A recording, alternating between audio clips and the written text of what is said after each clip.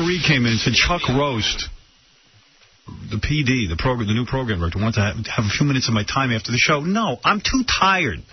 After the show is my time. I'm here during the show. If anyone wants to meet with me, tell them to meet with me during the show, while it's on the air. I'll meet with anybody, but not off the air. What could he want? I don't know. I mean, leave me out of it. I just come in and do the show. There's nothing I need to know. Has he talked to Gary? Let me alone. I don't know. I don't want to meet after the... You know, I said to Tom... Why me? Why me? Why did it have to be me? I don't want to meet with anyone after my show. I'm tired. I'm woozy. They usually ask me to do something, or they tell me some kind of news that I'm supposed to give them an answer to or something. And I'm not... call me at home. But that's what I'm saying. Why can't... Has he just run this by Gary? Isn't, you know, he should be the buffer for all this. Yeah, everyone talk to Gary. He's my producer. And then have Gary tell me the news. And the same with Tom. Tom, I'm going to have a private meeting. Private meeting. So gay. I feel gay standing in the room. What? He was looking for me yesterday. We didn't get a chance to meet. I found out what he wants to talk about. I took care of it. You don't have to meet me. Oh, good. See, that's very simple. He doesn't know I took care of it, but I know what he wants, and I know what he wants. No more meetings. I'll have a meeting with you. I like the guy. I'll take him to dinner. But not after the show. I'm very cranky. I sit here all day. Sit on your ass for 5 hours and to go meet with Chuck Roast. Must be a big announcement. New station slogan. But that's what you should say. Did you talk to Gary? Have him talk to him. Yeah. Well, Anne-Marie comes in here saying that Chuck Roast needs a few minutes of your time. I said, talk to Gary. That's what I'm going to say. Talk to Gary. Yeah, that's who gets, you know, everything has to go through Gary. Yeah, but they all say not Gary. But Gary's taking care of this already, see? Maybe there's a lot of things that don't get to you. Tom had a meeting with me the other day. I'm sure it's the same stuff. Everybody loves to get a hold of me in a meeting. It's not Tom, fun. You're never going to get rid of. I know, because Tom thinks he's special. He can't talk to Gary. Oh, good. There's Chuck Roast. Hey, Chuck, I haven't even seen you in a while. I know, man. And that's good. You're out of here like a thief in the night when you're done. I know. Believe me, I tell you my philosophy. I do the show, and then I'm out. And you hold to that philosophy. And I don't bother it. And you know what? Program directors should love me, and I'll tell you why. I love you. I don't have to deal with you. It's great. Exactly. You've got so much to worry about the rest of it. Because I've had program directors go, I have to be a part of everything. I said, listen, I'll worry about the morning. You guys worry about the whole rest of the station. Yeah, damn straight. Do what you do. I don't care. You don't mind? No, bring your dog in more often, too. You like that? Oh, Bianca? I'm going to bring Bianca in more often. Yeah, please. And leave him back in Chuck Roast's office. Seriously. And if Bianca sit. John comes in here and says to me, I think Chuck Roast's going to fire me today. I said, I'm fine with you firing John. I could kill. In fact, fire everybody. What did I say? That's the best way to put your mark on the station. Let me tell you something. Firing John? Yeah. I've been here. Now, I don't know how long I've been at this station. Very quickly. Years? 18 years. 18 years. I've been here 18 years. I've seen everybody come and go. I couldn't care who you fire. They'll all be gone, and you'll be gone. I just wanted to invite you to Metallica. Oh, yeah, that I definitely want to do. Yeah, that's all I wanted. Oh, that was it? Yeah. Oh. I just want to make sure that you and, you know, if Beth wanted to go or whatever, you had tickets. Yeah. I want it. You know, this is amazing. What's the date on that? 500 seats, that's it. Yeah. It's 29th. I know you guys are... Yeah. Aren't you away, though? You put that together? I had some help. Good job. Who helped you? Lots of people, actually. But you're the... Our friends at Elektra Records, our friends, you know, in Metallica, and everybody here. Well, let me tell you, that's a feather in your cap, my friend. It should be awesome. You're doing a good job. Yeah, well, so far so good. Yeah, I could only quibble with the timing. I'd love to... Not good for you, Robin? We can... we'll call Metallica, we'll move What's the matter? Metallica doesn't like Native Americans at their shows? Doesn't like any people of color. Yeah, me, Robin. I haven't even heard the station since you took over. I can't get in my apartment. Oh, you should listen to it. It's pretty good. Is it good? Yeah. Yeah, I like it. It'll be better, but it's good. Yeah. What are you going to do? Well, how do you make it better? Have you made a lot of changes? You know, musically there's been some changes. You know, you'll just hear a little bit more variety, a little bit more interesting music. I'm for variety. That would be good. That would be good. A little more in touch with, you know, what's going on. I'll be honest with you. I thought I missed Kingston. I'm really not missing him. I'm telling you, he keeps calling me. I don't want to get together with him. You're not getting together? No, what am I going to do with him? He left me. Thought you were his friend. No. Hey, you know what we need is more of that band who ate a sundae out of Cabbie's ass. Oh, by the way, that's pretty good That stuff. band is a good In fact, band. from now on, nobody gets on unless they eat a sundae out of Cabbie's ass. Nice. You know, Cabbie's very happy about that. I like that. Yeah, exactly. Thank you. What's his name? Green Day has to go to Cabbie's butt. What a great station that would be. I wonder what kind of music we'd have. Metallica should do that on the show Friday. See if you get Lars to eat a sundae out of Cabbie's So ass. let me understand what's going to happen. Next Friday night, Metallica does a show for 500 people. That's it. 500. Including the bartender and Metallica's roadies. Yeah, How many it's tickets small. are you going to give away to the audience, or is it going to be mostly industry people? No, seriously, lots and lots of tickets on Good. K-Rock. Yeah, I mean, a ton. How you doing being the new PD? How is it dealing with Cabbie? A Cabbie? Yeah. Well, Is it constant problems? no, not really. Did you have to get involved when him and Kane were at odds with each other? Did you have to get in the middle of that? I don't care. Let them kill each other. Huh? Seriously. What goes on between Kane and Cabbie goes on between Kane and Cabbie. You know, You married or single? I'm married. Oh, too bad. You could probably get laid being the PD. Oh, I know. God, I could get so much. Tom spends so much time bleeping you guys. I'm not even going to. I don't even want to. Can I say Punani? Punani? Yeah. Yeah, I don't even know what that means. Yeah, And I thought I heard it all. Hey, Chuck, it's Cabbie. Can I eat your face? No, it's so far so good. So you're the new program director. What did the last program director, Steve Kingston, do wrong, in your opinion, that you're doing better? I don't know that he necessarily did a whole lot wrong. I think maybe it's just a different philosophy. What is your philosophy? I'm less concerned about playing, music that's rock because it's rock, and just more concerned about playing music that's interesting because it's interesting. So. And Steve wants to play rock because it's rock. I don't know. Hey, I agree with you. I think Steve was very limited with that. Well, I think he was very, very. I don't know what you're saying. He was a purist. But I like attacking the previous guy. I know that the rap that I hear from people is that you could hear the same songs often. Almost sometimes at the same time every day. Like the one song that the interns always make fun of is the Beastie Boys, No Sleep Till Brooklyn. Right. That's supposed to be one of those songs that you hear once in a while, and it was almost every day at the same time, it seemed like. Yeah, so, hopefully it'll just be a little more mixed up. It's probably just a change of perspective, and I know there's another station here that he went to run, so he needed to spend more time with I like Steve. Steve's a good man. Oh, Steve's great. Yeah, I didn't like when he left.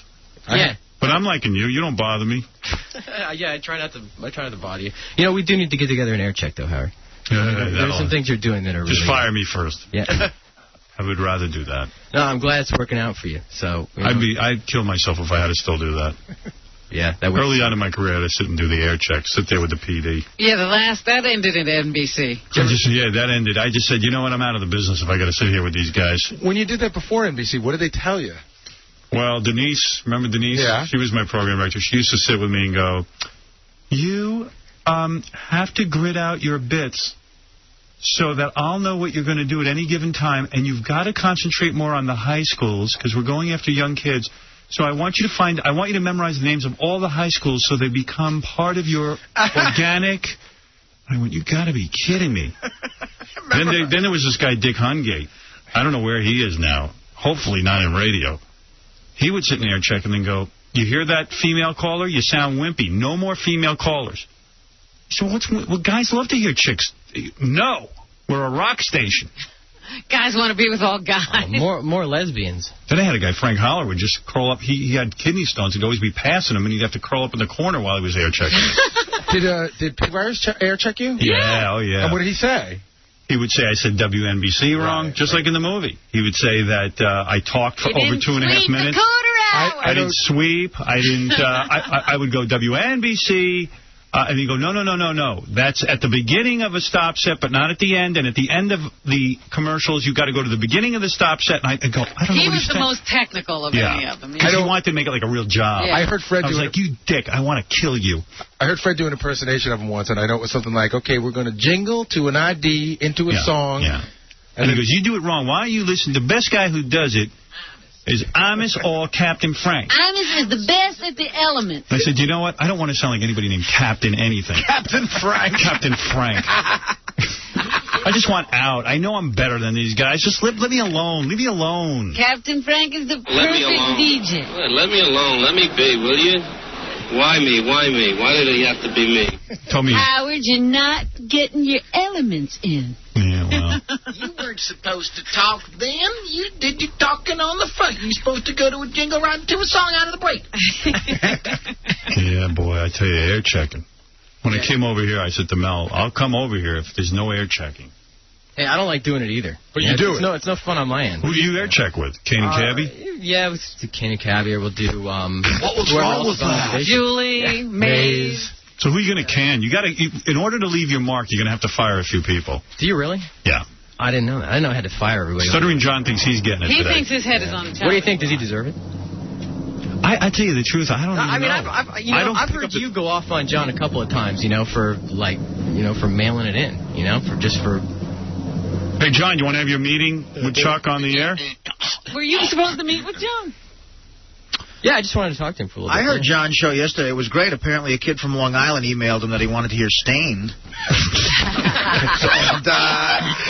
you want to have your meeting now? You want to have it in private? John, do it now. Do it now. Oh, I'm up for it now. Oh. Yeah. Is it bad news? It depends, Depends on if he wants to keep this job. Depends if you're John or not. it's bad news for the... Good news. In other words, it's good news for the listeners and bad news for John. What is the news? No, I just don't want to do out to lunch anymore. Really? Yeah. So what do you want to do? In other words, John doesn't have his show anymore. So I'm out to lunch. Yeah. Yeah, John, you're out. Gee, that's good news. Well, I planned to do it without the sound effects, but This is uncomfortable. Yeah. Yeah, you I had to thought turn away. he wouldn't do this on the air. Boy, Chuck. I like Chuck. I didn't want to do it on the air, but you bring John, and it's like, what am I going to do? Say I'm not going to do it, and then do it 5 minutes later? Yeah, that would be uncomfortable too. That would be weird. Well, there you go. It's the second time I've been fired. Yeah, No you more always out to get that lunch. so bad. I was promised I wouldn't get fired this time if I accepted the job 2 years ago. I thought I had... Oh, John. It happens to everybody. Tenure. I thought my job was tenured. I'm like a... What do you want to do with that time? I think it's tough for the people who are on after Howard to go for an hour and stop for an hour and then go for an hour. I agree. Again. I don't know why they ever did that. So why not have me go on right after Howard? Because now I'm stuttering. No, you barely put any effort in your show. I've been here 2.5 months, and you record your show, and that's it. You know what I mean? John records I don't have any evidence of that. John records the show. You know what, you're interrupting. But he's got to go to lunch. You were out of here before Howard's off the air, practically. I tell you what. If it was a priority in your life, Howard, that's something that I used to stay here and do it live, which I like to do, and I fought to do that, but I wasn't allowed to. Oh. They didn't. Was there a reason? I'll tell you what. I like my news better. I'm getting Metallica tickets. Thank God I didn't get You your had better news. John, the good news, the upside is, John, you get Metallica tickets too if you want to go. That's right. Do you care? About getting fired? Yeah. Yeah, of course I can. Do you care about Metallica? Let's see how the audience is reacting. Maybe this is... I don't know what he wants me to do. That I'm supposed to just, from the last program director, at least you should have a discussion with me before you tell me that I'm not doing anything and let me know what the problem is. I guess he's saying there's no help. I mean, there's really nothing he can even think of. But he should be honest and say that he thinks I'm too old and too out of touch with the music. Grandpa, John, you're not too out of touch with music. I mean, that's what it really is. You think that's what it is? Yeah, we've had a few discussions. No, it's so not a musical difference. Yeah, but Chuck picks the music, so what's the difference? Yeah, exactly. Because here's the rap. This is what How old are you? You're like 20. Not really. 38. No, I'm not. How old are you now? 37. Wait a second. Is that the truth? Because you tend to lie. No, that's it. Are you 38? You'll be 38 in October. Yeah. You're too old. But I know that, like, John does a show right after the show, right after we're done. John records it in about 5 or 6 minutes. And, like, my running joke with John is, Paul calls in every day. John goes, I just got this fax from Paul and Mineola. They give me the email, requests. Do people really care who the DJ is anyway? Outside of you? No. Yeah, that's what I'm saying. No, they do. I think people, What is it, Carlos? Let's see what Carlos has to say. Howard. Yeah. This is, like, incredible news to hear that John's not going to be on anymore. Like, I like John, I like listening to him in the morning, but then it gets to be too much if you hear him after. Just like you were talking about with, like, the live commercials. If you hear John anytime other than on the show for about 5 minutes during the morning, it just gets to be too much. And Artie's exactly right. You don't want to hear, hey, how you doing, John? I really want to hear, like, Bush. That's what it's supposed to be, though. Hey, man. I didn't tell him that. Sorry. This guy likes it. He didn't want to hear you all day. But everyone's it's so sick of you. lame. Like, especially when you listen to, usually it's Julie in the morning, and then, like, she's on for a little bit, and then all of a sudden you hear John for an hour. I got to tell you, I never liked it to begin with, but I always wanted John to make extra money. I didn't like it because I felt like it's enough. That's a huge pay cut. Have him clean the bathroom. It's a huge pay cut. Well, let's the other big. I'm glad that you did it on the air. Well, you asked for it. You said it was okay. No, John, you asked. I didn't know I was getting fired. That's so fun because John comes in every day. He photocopies his lunch or whatever. He's like, "Am I getting fired today?" Because I mean that's what all the DJs are a little concerned. Well, I'm glad now you're going to have time to help Gary more around the office. I'll do For that 5 minutes he took to do his show. Yes, that's right. It's going to be a great lunch today. No, I'm going to tell you, I'm sorry that John got fired. John and I came to a thing a couple of months ago. It's better that John goes. You know what I mean? Like John trying to help me actually slows it down because he doesn't know what to do. So he knows what got to enough do. people. Gary's got a lot of guys helping. Yeah, Walter, you're on the air. This guy's the greatest, Howard, man. Next, it's got to be Artie. Well, what's the other big announcements is the Native American Hour, which will be replacing our one. So you like Can I get this? some tickets to Metallica or what?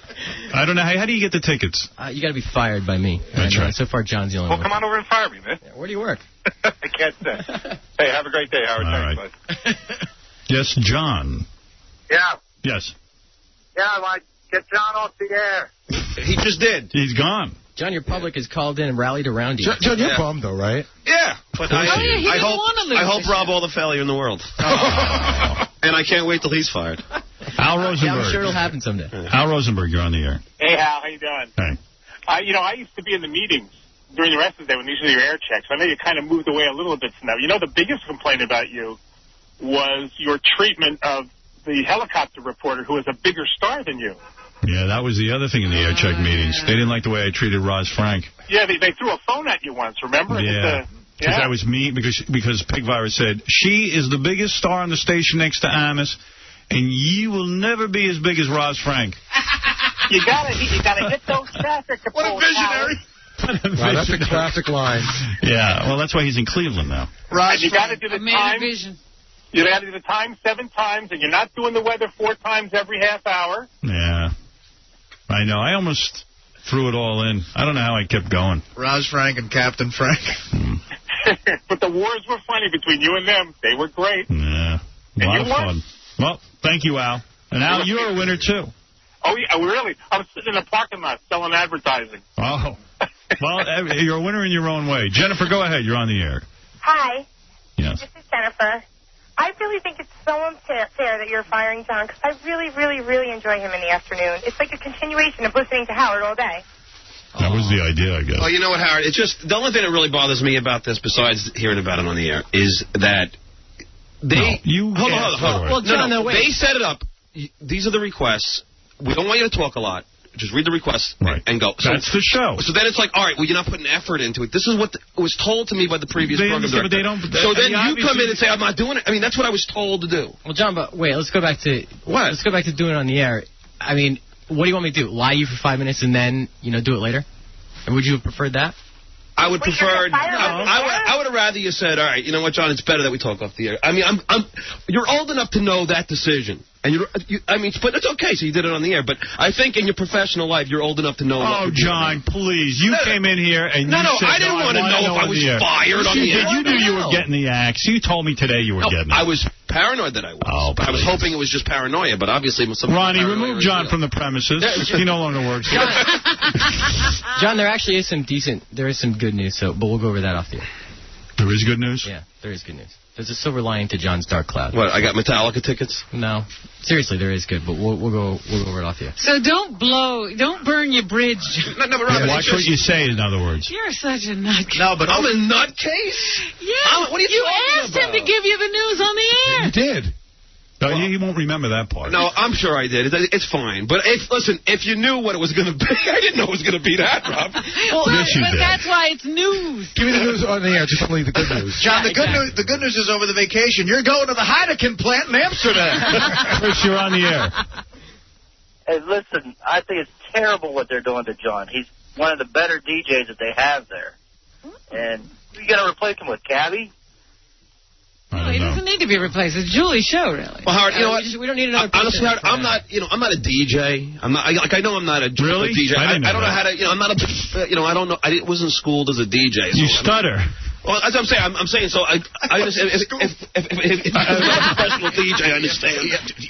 And I never wanted to be a DJ, and know that I'm not. Believe it or not, I'm not a DJ. I'm not a DJ. You know, I'm glad he Just try and be me. Because we were fools. I'm not a... Just try and be myself. Well, but you know what? It's not. It's just. Hey, Howard, it's not. I know I said I wanted to hear the news, so I'm not going to hold that against it, but I just wish they would have gave me a little. Like, you wish they would have gave you, and you're not. No. Say this is what we want you to do. Like, give me a little thing that they want me to do. There's something that I'm doing wrong. They don't know. He doesn't want you. Yeah. What's he going to tell you? Can I just say something also? He's being honest. I think it's the wrong place to put somebody like you, John. I don't think it's good for you. Believe it or not, tomorrow I'm going on a Star Trek cruise, and John's not a DJ.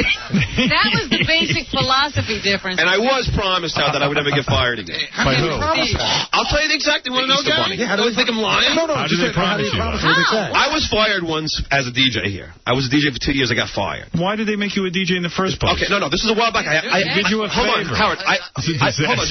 Hear it out. I had a 4-hour show. Right. So I was fired. A year later, Steve pulled me aside. We want you to do a show from 12 to 1. I go, Steve, I'm not going to do it unless you guarantee I'm not getting fired again. I go, I'm not going through that again. No guarantee. He said, you're not going to get fired again. Steve didn't fire you. That's right. He left. So now I'm going through it again. Yeah, you're going through it again with somebody new. Do you have a contract? Think about that. You know what, John? I'm going to let you know a secret. Yeah. My ex-wife and I, we vowed we'd stay together forever. Yeah, but once. You didn't vow it twice. Damn right I wouldn't. You wouldn't vow it twice. But do you have a contract that says you can never be fired? No, it was a verbal thing that Steve and I agreed on. But I know Steve. That's why I knew. Yeah, but I'm sure Tom knew about that deal as well. But can I ask you a question? When the new guy came in, did it ever dawn on you like to go talk to him or change or maybe put more effort in it or see? I've had a lot of discussions with Rob. Probably are. Yeah, but you really haven't. You haven't asked. We've talked about the station. Dude, yeah, we've talked about the music on the station. You want more corrosion and conformity. We've talked about that, but I mean, more of like, you know what the problem?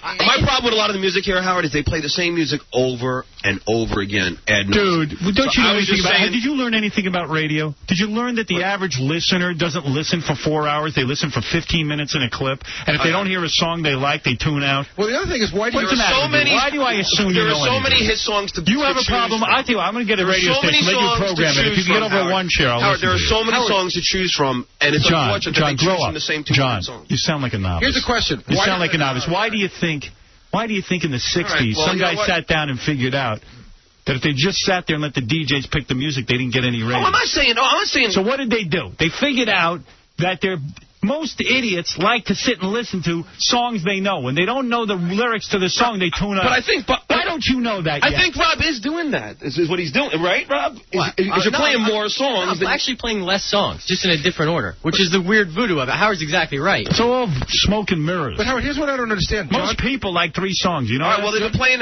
those 3 songs for the last 3 years. It isn't like the ratings have been going crazy. And what do you... And you know why? No, I think they should just play a more variety of hit songs. No, but you know what? They were looking for a program director for a long time, and no one considered you. Howard, here's the other thing. Listen, he knows his business, I'm sure. I'm not saying I know. I'm just saying I wish they did play more of a variety. John's sick of the music that he's not here to hear. Gary, I hear plenty of it. John, you record your show in 5 minutes and leave. You don't even hear the songs that you're bored with. I listened to the show on the way home, you idiot. I listen to the whole show. But you don't have to. But I want to. I like to hear what's going on. Who's the idiot? He didn't get fired. Sean, you're on the air. Big fan of John. Good. And I think he's a fabulous guy, and I think he's a great personality. And I think that if he had more free reign with the show as to the content, not necessarily music, because I listen to a show for the personality content. That's why I'm such a big fan of the Howard Stern Show. Is there's so many great and distinct personalities. All right, there is someone who is going to miss Stuttering John's show. I agree with him entirely. I think John's a great personality. I think he's awesome. I think he's great on the Howard Stern Show, but I think that show, what he is doing now, the way it is being done, is not a useful personality. You know what? You know what? You don't have to defend yourself. Howard, I agree with him in a lot of ways. I wish I could do it live, take phone calls, take phone call requests.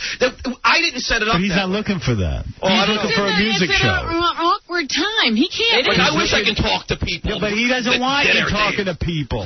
Yeah, because you come in here and talk to people on the Stern Show for 4.5 hours. They're looking to promote the music the rest of the day. Stop it. I think John needs to re-examine where his focus is on his show. I think, given the opportunity, I think he could make a fabulous show. I think John is very talented. So who else is safe? Is Julie going to be here, or is she out? Nobody's safe. Yeah, no one is safe.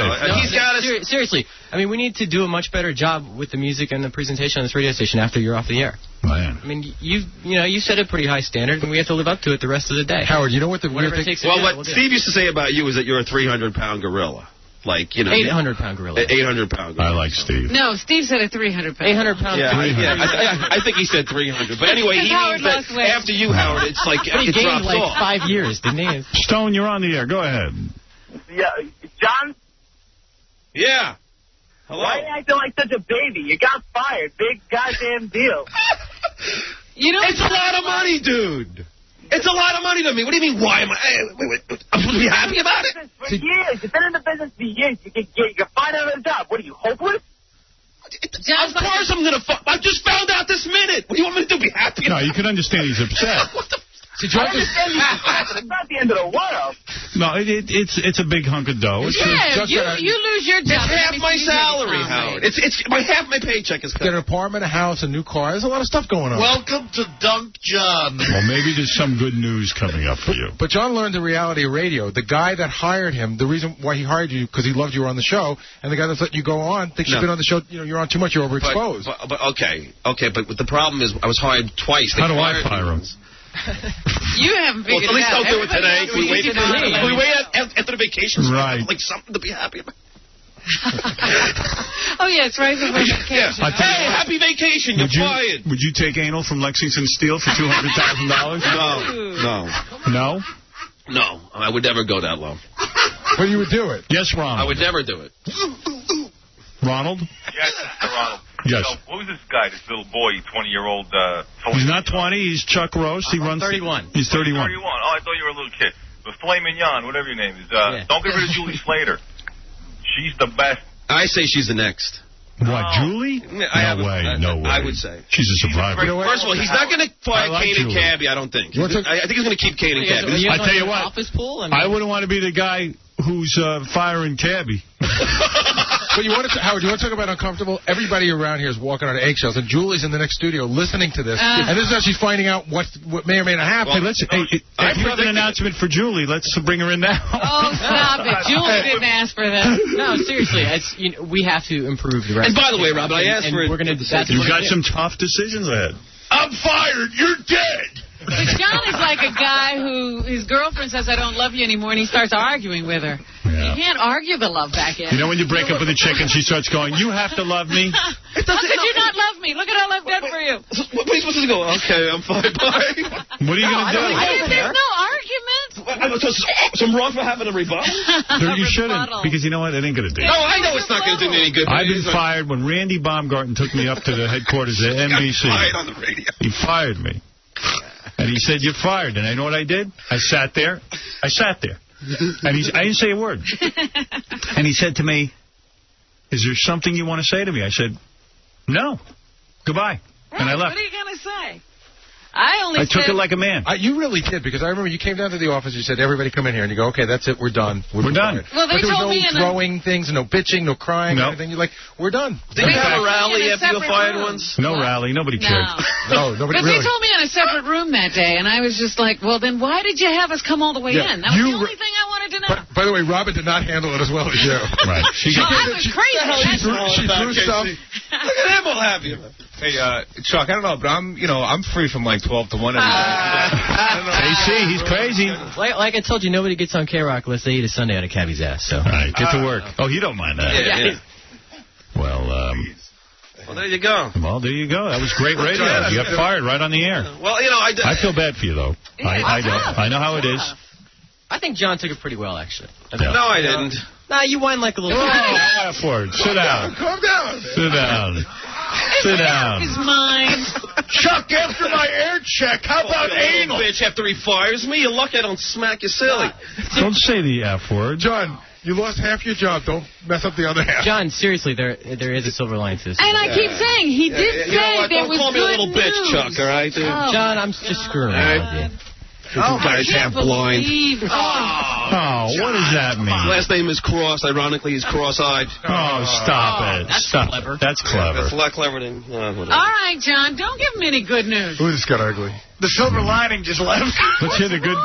I think the silver lining... Man, he calls me a little bitch after he fires me within 5 minutes? Take it easy. Jesus, I mean, God. Take it easy. You deserve it. Making a joke. John, I was making a joke. Bastard. John, I seriously think... I seriously think you handled it pretty well. Yeah, thank you. Jeez. That's the funniest thing I've heard in 5 years. Hey, Cabbie, what's my news? Yeah, well, you know what? This is a warm-up for Cabbie if he gets a bad... I respect you for doing it on the air. I love that. Howard, John, I did not want to do that, but... Again, I didn't want to lie to you for 5 minutes, and then... Yeah, well, I thought it was me who said you could. You did? Yeah, and you did. I did that for the sake of the show. All right, so there you go. Yeah, Take it like a man. For this show. And I said... Not the sake of my life. Take it like a man. And I said whiny bitch for the sake of this show, so... Oh, yeah. That's right, he's keeping it real. Take it easy. And you don't have to use the F word. Hey, John, I'm sorry about that. That's unprofessional. I'm sorry. It came out of, truly, it was... Sheer rage. It was emotion. It was sheer rage. John, after that last outburst, you would think that you're not a DJ. Okay, so don't worry. I'm not going to do anything if that's why you're here. Hey, John, does this mean I can't get the $20, Johnny? I guess you're picking up lunch get in today, line. Artie. Get us lunch today, John. Double A, you're on the air. Hey, Howard, man, I feel real bad for Stuttering John. But listen, can I get us some Metallica tickets now? I tell you what, I'm going to give you $500 courtesy of House of 1,000 Corpses from director Rob Zombie. Thanks a lot, man. You're the man. Journey into Hell, House of 1,000 Corpses, available now on DVD. All right, man. I appreciate that, Howard. At least you're going to look me in my eyes when you're going to fall. I forgot. You can't do that. Oh, that's tacky.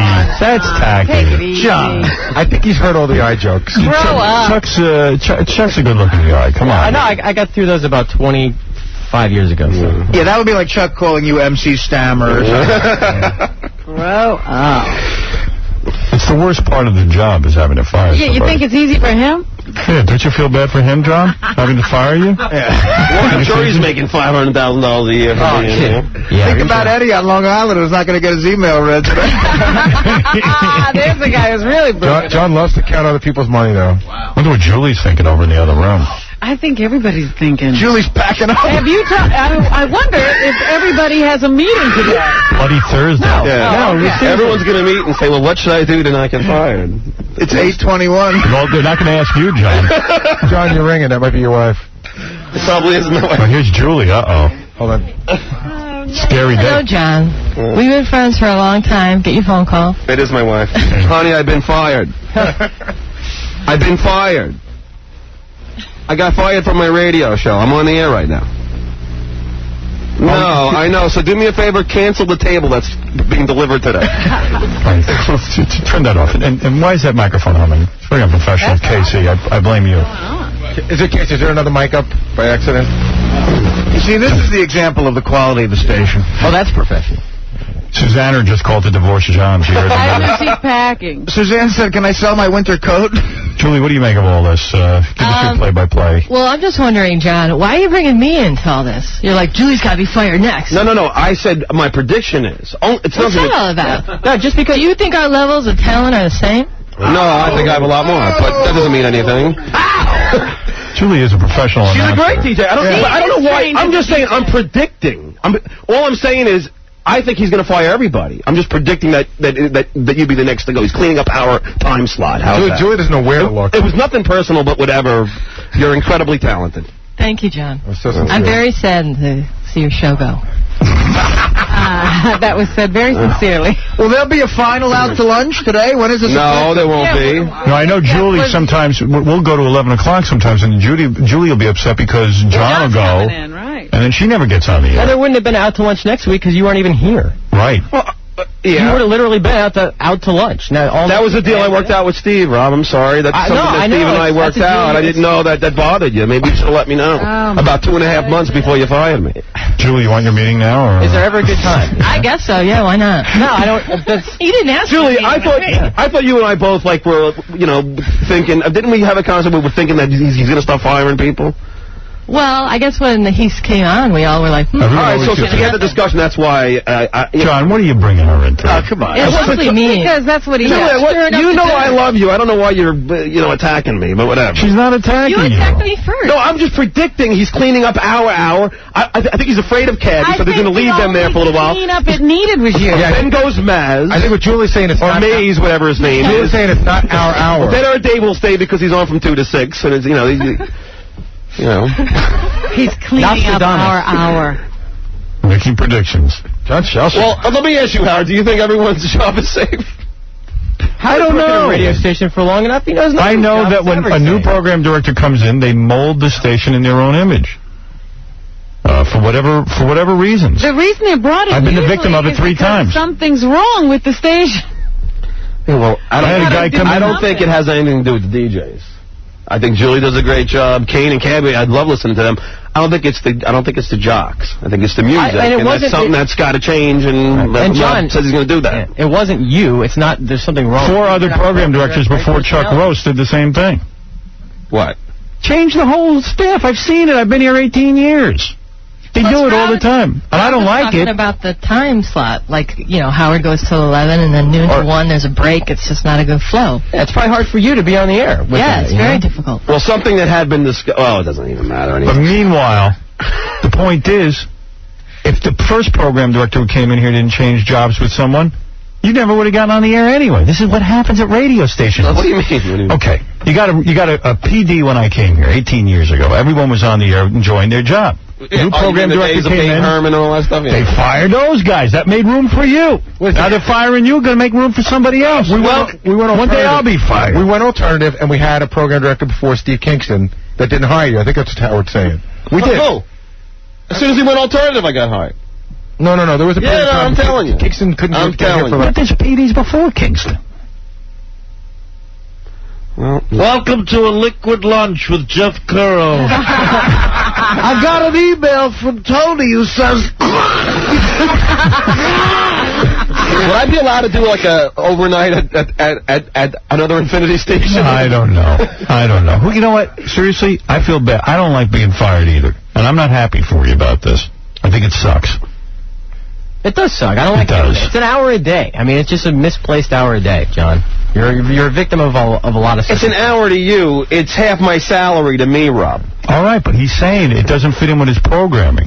No, I understand that. And I'm sure the ratings are going to skyrocket. If you ran a all business, the little things, though, John. Yeah, I think Gary's making on his way. If you ran a business, would you keep a guy just because you didn't want him to lose money, or would you try? I understand that. You got to hire the. Oh no. But I'm explaining to Rob why I'm acting, a little upset. You should be upset. You don't have to explain it. Oh no, as I recall, I was a little bitch.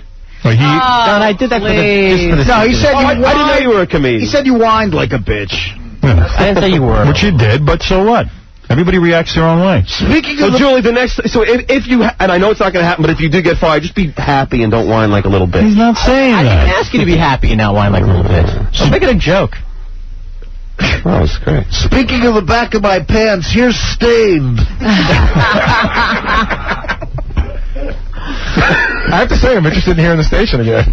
I really think you should hire Jeff Curro.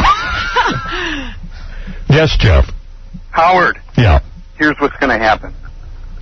Chuck fired John to make room for Artie. Artie's going to have his own show. That's right. American Indian Radio. How now? And Air. Hey now. And how now? AIR. Air. Coming up next, I'm going to mend the coyote's wound. Yeah, Vinny. Howard, 3 quick points. First of all, this is incredible radio. You can't leave us hanging. The first point is, John's show, when it was live, was a very, very good show. It was a great transition. Thank you, Vinny. From your show to K-Rock. He played a lot of music and a lot of music while he talked. It was really good. Yeah, Julie and I had fun together. Hey, John, how much money are we talking on your radio show? Are you losing? A lot. What's a lot? For an hour a day? Well, I'm going to tell.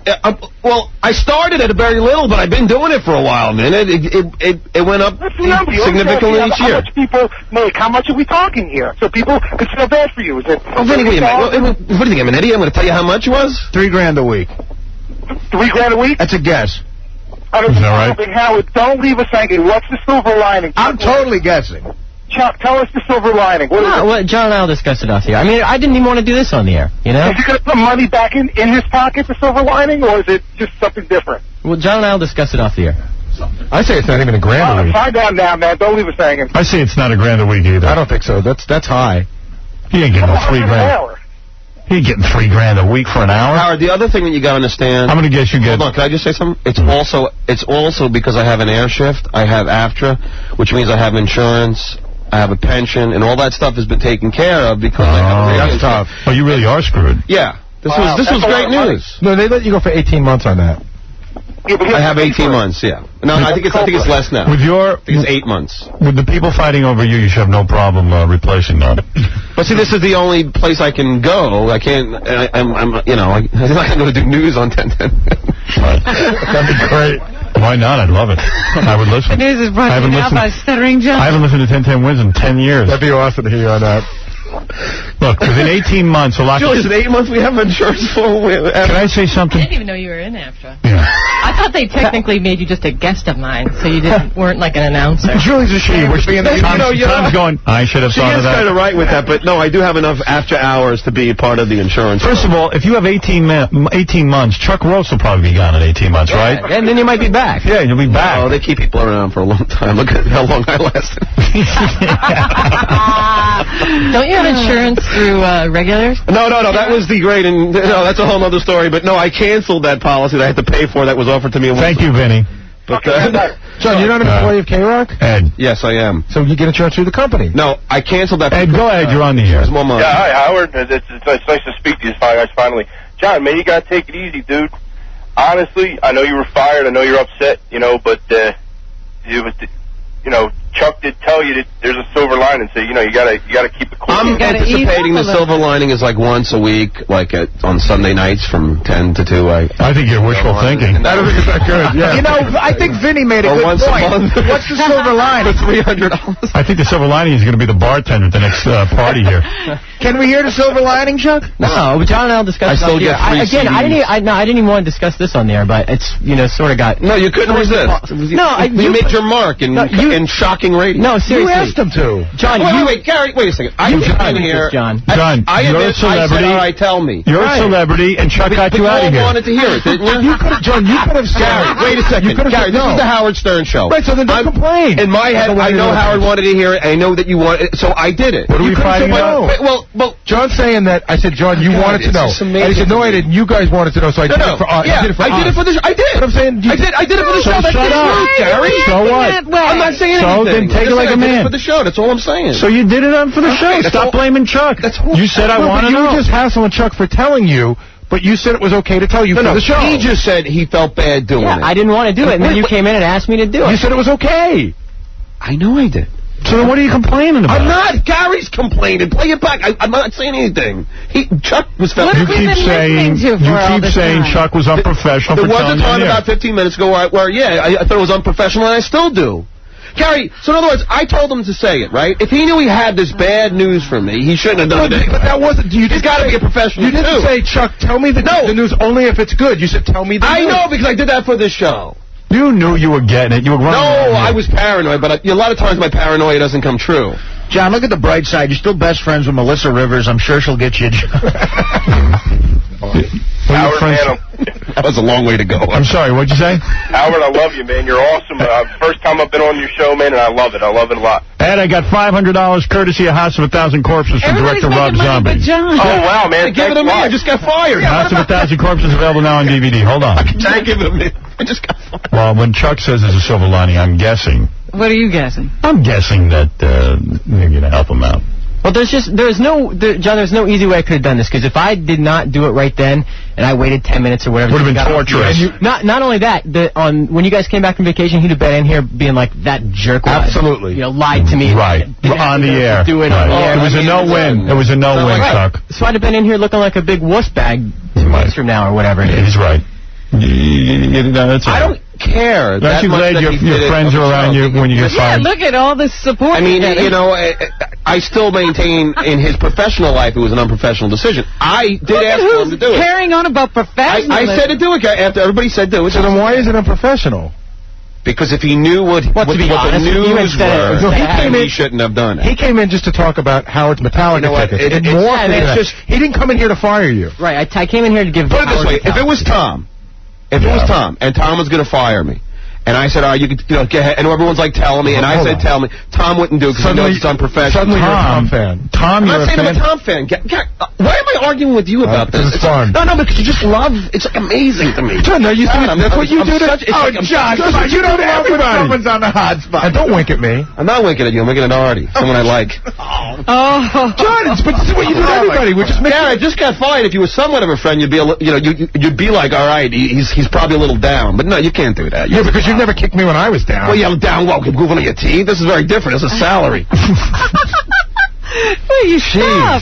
So don't lash out at everybody. I'm sorry you got fired. All right. Don't lash out at everybody. And on top of it, I didn't fire you. I'm not lashing out at you. Plus, John has additional pressure on him. I don't know if you know. What's that? Tell everyone were you going to make Chuck feel really bad. John, do it. It always happens at this time. Well, Robin, I'm expecting my third kid. I already know, but you can tell everybody else. Wow, I forgot about that. All right, Julie's laughing. I feel bad. Yeah, now I feel horrible, John. I'm very sorry. You guys are still having sex. That's good. I didn't even remember that, Howard. Oh, John, I'm sorry. That's rough. That's Buy you rough. lunch. Come on. Buy you lunch. Yeah, somebody else let it slip a couple of weeks ago that you had already done. I know, I heard. John, I'll buy you lunch again. Everybody knew anyway. Well, there's still time for an abortion, though. Oh, no. Well, listen, sometimes you got to make... Sometimes you can't afford it. You just want an abortion. Howard did tell me courtesy of Rob Zombie. Abort my first kid, and I'm going to tell her when she's 40. He did tell me to abort my first kid when I said so she's 14. I'll have that conversation. You see, Howard, the guy that I'm hanging out. He wanted me to kill you 10 years ago. What? He's delusional now. He's delusional. How dare you? Chuck Roast, Rob, whatever you want me to call you. Yeah, I think Rob does the firing. Chuck Roast is the good news guy. I was fired by a guy named Chuck Roast.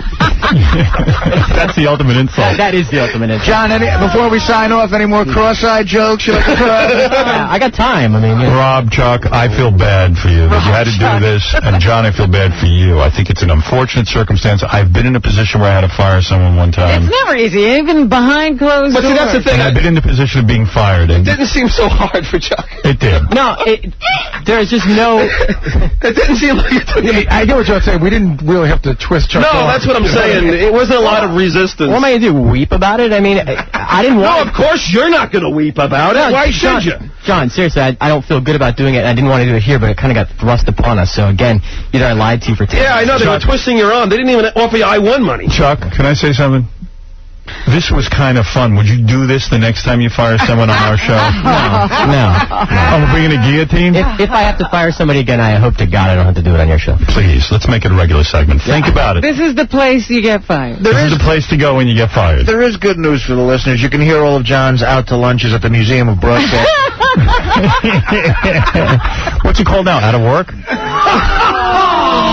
Just kidding. John, let me tell you something. It's all right. I'm feeling positive because Chuck said there's a silver lining, so I'm feeling... Don't be so... We're holding out hope. Don't be so positive. No, the silver lining is I still get to keep K-Rock insurance for the next year. Let's see what it is. Let's hope it's something good. Let's hope it's something I'm good. just thinking, let's see, my wife's she's got 6 months, my insurance policy runs up in 8. I was going to say, is the baby going to be here before you have your hospitalization canceled? Yeah, you better what do you call schedule a cesarean. All right, Chuck Roast, you're a great programmer. I'm a jerk. I mean, let's face it. You know, I didn't want. You had to do a tough job, John. You're a great guy. I don't like to see this happen. Julie, I hope you hold on to your job through the new administration. I just have one thing to say. Today, my show is from 11 to 2. Might as well promote. That's right. As long as I still have it here. Might as well promote, Julie. Smart. What a show. After all the plugs I gave your band on my show when I wasn't allowed to. What a show this has been. I'm an American Indian and John's fired. Lots of lives have changed today. I'm the one who's been tomahawked already. Come on. Julie, you've worked in a lot of places, right? You've seen this. I've seen it, yes. Where have you worked? Talk to me. I worked at Q104. Before this one, it was New Rock. And everyone got fired except for a couple of us. All right. So you've seen it happen. I've seen people get axed before. Yeah. Well, all right. You know, Well, you know. What do you do? It's radio. Of course, if it happens to me, I'll start crying. But would you cry? Oh yeah, I would probably. I'm a girl. Did you cry when you got fired at Q? I didn't get fired. Oh, good. Yeah, she was one of the ones that got the step. And then Chuck would go, "Don't cry like a bitch." Yeah, he. Oh, look at her crying like a bitch. That's how he softens the blow. Nah, that was well. John, if you want to cry, you cry, buddy. I'm thinking about it. Let me wait till my Amex bill You'll comes in. hold him. I'll cry with you if you want. Just bought a Oh dear. You have an What'd you just extravagant buy? lifestyle, by the new way. bookshelf. Well, what do you need a bookshelf for? You don't read. What kind of books do you need? Plenty of books. You read books? When's the last book you read? I just read John Grisham. Really? I just read. I read The Runaway Jury. Then I read The Partner. Then I read Maybe you shouldn't read so much. Concentrate on your show. The Street Lawyer. What else? What do you read that's not Grisham? Because I know you love Grisham. What else do you read that's not I'm reading King of Torts right now. Really? Look at you. I like Grisham. It's wrong. Look at it this way. You don't have to read books on you got investing. more time. You don't have any money. You got more time to read. Let's see what the good news is. Maybe he's got some silver lining there. Yeah, you can come back and tell us what the good news is. Yeah. You know what I would do? Just read The Brethren. You gonna put the boat up for sale? Rather than take the books and put them on a shelf, put them on a blanket out on the street and sell them. Then sell the bookshelf. Well, the bookshelf will be out there, too. That's the thing. The blanket will hold the book, the bookshelf. I saw this old black guy selling books on the street the other day. You might be able to use a shelf. All right, I need to either wrap this up or take a break. I'm being told we've gone. Yeah, we better wrap up. Well, you might. You want to say do your one last music intro? Robin, are we done with the news? I don't know if you hear that was news enough. That was big enough. Read an email, John. Read an email or introduce a song. No, I'm good. You want to say your final? I'll go gracefully. After the outburst, you'll go gracefully. For our fans in New York, Julie, I guess you will be taking over. I know it's going to be tough to fill in for John's shoes. Those are big shoes. Can they write email to you? Yeah. Well, you read email. I knew you were going to come with it. I'm not doing it. That's all right. Website, krockradio.com. And you will read email too? All right. Maybe. Right now there's people crossing out John and writing Julie. Wait a second. Here's email. It's from Chuck Rose. It says, John, you're fired. Could you please play? Wait, actually, here are your out-to-lunch requests.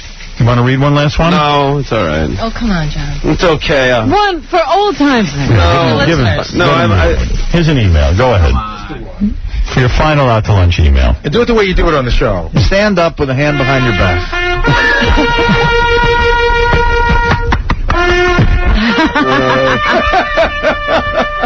Let's see. Out to lunch. Everyone in promotions was clapping with the news. Why is that? Do they hate you over there? In promotions? Yeah. Really? Is that true? Who? That's a fact. It's a fact. Everyone in promotions. Stephanie? Who would be clapping? I wish we had more time to talk about it. Go ahead. Read a request. Right. Read an email. Read a final request.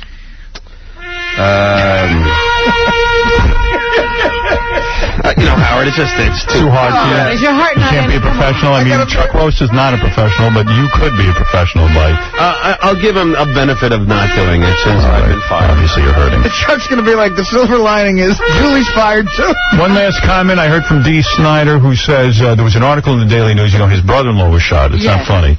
And his brother-in-law was shot. It was terrible. His wife, Suzette, took it hard. In the Daily News, in reporting this, they said that Dee's wife used to come on here many times and strip. They said that? Yes, and I just wanted to clear the record. Dee's wife never came on here and She strip. was a consultant? I might have wished she had, but she never And she did. was a guest, but she never stripped. Never stripped, so they should know that.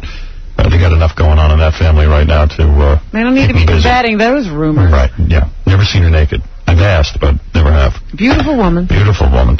All right, Chuck Roast. Good appearance. Good appearance. Your best appearance so far. I don't think you'll ever top this one. Nah, I want to apologize, John. I did not want to do it like this, and well, it took a lot of persuasion on Howard's part. Oh, so I stop totally it. We've understand. heard it. Just John. let the man apologize. Man's being a man. Robin, is there ever a day you come on my side? What is your side? I don't know. Come to my defense. Can I say something? Is John? there a chance that'll Look at me, happen John. one time on this show? And by the way, it's been 15 years, Howard, since I've been here. There is no bigger fan of yours than me. Look at me. Look at me now. Stop talking and look at me. There's no bigger fan of yours than me. I love you. I'm hurting for you. I'm being serious now. I don't like that you were fired. But if you had to be fired, it's good that it happened here. It's good it happened here. You're among friends. We hurt for you. I don't like to see. I'm not kidding. I don't like to see anybody lose income. I didn't realize the show meant that much to you. I'm devastated. Right. I didn't know. So nobody's happy about it. Don't go walking around all paranoid. Everyone's on your side. Oh, I don't think that. Oh, yes, you do. All right. Well, we're going to see you. I have to go rest now. That comes the comfortable part. Yeah. Now comes the real comfortable part. Yeah, we got to be off the air. I'm heading for the hills. Hold on, I got to go. Can we somehow just use handheld mics and stay on the air till we get to our car? Thank you to Jeff the Drunk. We'll be at the dunking booth this Saturday from 11 to 3 at the Big House. John, give yourself a plug. You're going to need it. I'll be at Butya's Lounge in Pittsburgh this Friday night. The what lounge? Butya's Lounge. All right, Joe Kelly. Butya's Lounge in Pittsburgh this Friday night and at Hyde and Fortes in Pittsburgh on Saturday. I didn't understand what you said. Joe will be signing copies. People know what you're saying. Can't believe you got fired as an announcer. Joe will be signing copies of her videos today from 4 to 8 p.m. at Nightcap Video, 690 Gulf Avenue on Staten Island. Check out JoeKellyProductions.com. Also, who else we got to thank? All right, you know what? I think that, you did the Jeff the Drunk Club. Yeah, Gary Dell'Abate appearing at Scores in Chicago, the grand opening. Oh, yeah. Quickly, what is it, A.J. Benza? Yeah, it's A.J. Benza. I'm glad my petition worked to get John fired. Oh, that's no A.J. Even he wouldn't be happy. Right. Grand opening of a new Scores in Chicago. I want to hear more about that. Everybody's flying out. They're supposed to talk about that. There are guys flying out for that. Artie? I have a plug. If a Native American can get a plug in. Hey, I'll be at the St. Louis Funny Bone September 12th and 13th telling Indian jokes. Got one more plug. Yeah. Stress Factory, October 18th in New Brunswick, New Jersey. With Nick DiPaolo. All right. Listen to the rest of the station. You never know what you're going to hear. It's a surprise to all of us.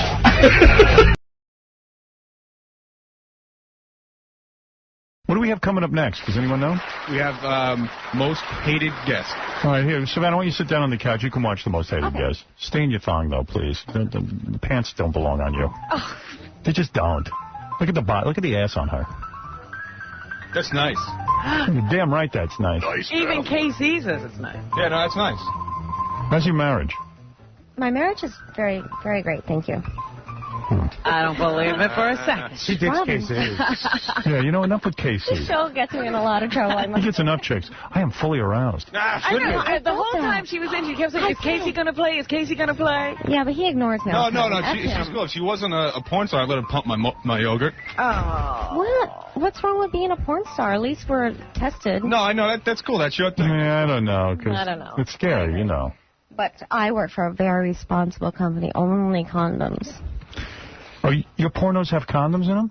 Yeah, mine do. No kidding. Yeah, and the latest that came out, the wedding, I do the first DP, which is 2 boys at once, you know, but there's condoms, but it looks great. You can't even see them, so. Yeah, because you know what, for some reason. Straight sex with a condom. I'm sorry, you can. For some reason, when you watch porno and there's condoms on. I agree. It's not as hot. It's not as hot. I don't know why. I insist that the guy use a crown or something that's pink almost. You really can't see it. Oh, look at you, yeah. insistent. It's a white condom you can see. That's awesome. Yeah. You use a crown? There's a condom called a crown, and Vivid has condoms that are pink. Let me ask you something. How does a guy have sex with you for 2 hours and not have an orgasm? I got to tell you something. I'm a man. Not if they do it too fast. Are these guys gay? I think you have to. No, I don't they think have I'd to last. think about mowing the lawn or. Can I be honest with you? I could mow the lawn all day, and I would be done in 3 seconds. That's the difference. You have to be able to keep it up for a long time. I'm almost finished just looking at thinks you. They can do it, but they can't. I can't do it. I'm almost finished looking at her. They're gay. They're part gay. They gotta be. I had 3 when I squeezed you. I mean, come on. Robin, where's my box of tissues? You didn't bring them today? Don't you think she's smoking hot? Unbelievable. All right, let's meet our next guest. Now, you say this is the most hated guest. Now, how did you determine this? Just by email? Exactly. And phone calls? Yes. Anyone out there who listens to the show will know right away when they hear this voice that this is the guy. Yeah. Bring in the most hated guest of all time on the 2000th episode. I know it's going to be Benji. You are not the most hated guest. You're the most loved. Everybody loves you. You know why? Because you're hot. Everyone loves you. There is the most hated guest of all time. Elliot, often. Violet, over here, babe. Oh, no, here we go. What the hell is he up to now? You can laugh all you want, Casey, but I don't see your $275,000 of diamonds from top to bottom. Yeah, keep laughing, keep giggling. Keep giggling. But I'm here with Violet, and I live in the Mondrian in a $750,000 condominium due to Howard Stern. How's it going, big guy Stern? You're putting him up in the Mondrian? How's it going, Stern? All right, let me talk. The reason you are the most trim and fit body, quiet, babe. The reason you are the most hated. The trim and fit body of $69 with the seductive and sensuous my secretary, Violet. You know what she's going to do for me? Secretary for? Violet is going to take me on above you, sir. She's going to take me to David Letterman and Jay Leno. Violet is the next stop in the illustrious career of elegant Elliot. Look at the erroneous Longus. Look at the gas truck Nemius. I want you to look at the gas truck Nemius. Look at the rectus abdominals. Okay. I don't hear you, genius. Where's the belly? Look at the chest cut out, babe. Look at the anterior deltoid. I don't hear anything. Can we talk to him? I don't hear it. What about Violet? Let me ask you a question. What about Violet? Are those microphones working? She looks better than Beth to me. She looks better than Beth to me. Not really. Oh, really? To him, you guys can't be that good. Categorically. She's a beautiful woman. Unmistakably. She's a beautiful woman. We're going to change your eyeglasses. We're going to change your eyeglasses. The reason you are... the reason I'm here is I'm going to tell you the reason is to beg me on your hands and knees. That's why. The reason you were invited... It's 2000 show. You begged Elegant Elliot off the Violet. Why did you bother Who to start begged? this? You did. Not me. You called the entire police department to get me here. Elliot. That is true, Howard. Oh, is it really? That is true, Howard. That is true, Howard. They always know what he is. We just authenticated the authenticity. Did we have to beg, or did we beg, or did you jump at the chance? Nobody begged you to come on here. Me, and then I jumped at the chance. All right. Elliot, the reason you're the most hated guest, we counted the emails, we counted the phone calls. Whenever you I am the most hated guest ever. This is fantastic. It's like Shaq O'Neal. Everybody, they love to hate him. Like Shaq O'Neal. He has a lot of fans. Now, who are you? You're Violet? Just somebody who was in the room. They said that he's the favorite guy. Violet, are you Elliot's girlfriend? No, she's not my girlfriend. April Lucky is my fiancée forever from the Crib Show. Okay. From the crib, you came into my crib. You wanted to see my crystal, my leather, my granite, and my marble. The reason you are... The reason I'm here is to talk about my video that I'm doing with April. The reason you're the most hated guest is because you don't let anyone talk to you. You're never allowed to interview you. I'm always interviewed. That's why you've had me on the show for 143 appearances. You filibuster, and you don't let any... You don't even know what the word filibuster means. Filibuster... Tell me what the word means. Be concise. It means... Be terse. Be succinct. My ears. It means... Be eloquent. It means you filibuster. You talk too much. You don't allow anyone else to talk. You don't. Listen, excuse me. When you come into the Howard Stern show with a $750,000 Mondrian condominium at 250 East 54th Street and a girl that looks like $19 million, come over here, Violet, so I can see you, Violet. Step here, Violet. Violet, are you a stripper? No, actually, I'm a singer. Violet's a singer. You're a singer? Let me hear you sing if you know. What do you want me to sing? Whatever you like. Sing a few bars. Sing something we all know. Everybody quiet. And it has to be either row, row, row your boat, or I've been working on the railroad. What happened? No, sing whatever you like. He said something sarcastic. No, I'm saying it because E doesn't clear any music. Okay. If you would bother to listen to it. I'm going to sing a song by Sam Brown called Stop. You're going to what? The song, do you know? Oh, I'm sorry. I didn't know. You're a singer. You must know you have to talk into the microphone. Hey, by the way, I know that's really no. The reason I said it because... Excuse me. What about the love makeup? How good did she do it? Violet put all the love makeup on. You don't allow anybody a minute in the spotlight, do you? You're very selfish. Tell me, because I don't hear any, sounds. Is it going to be loud over there? We can hear. I have any headphones. You know what I'm trying to say? She doesn't know anything. Just sing. Not like sing like an angel. Sing! Be succinct! It's that guy in the back. It's that mongrel. Yes, that mongrel. Hunchback, hydrophobic, hypoglycemic victim. The hypoglycemic hemophiliac. All right. It's that Arnie. Anyway, Elliot, thank you. That genius. All right, let her sing. Let her have a I don't call him genius today. I'm calling him Stern today. Stern. Let her have a moment in the sun. Go ahead. Please. Go ahead, sweet girl. You have the mic. All right. Don't say. All that I have is all that you've given me. Did you never worry that I count to depend on you? I give you all the love I had in me.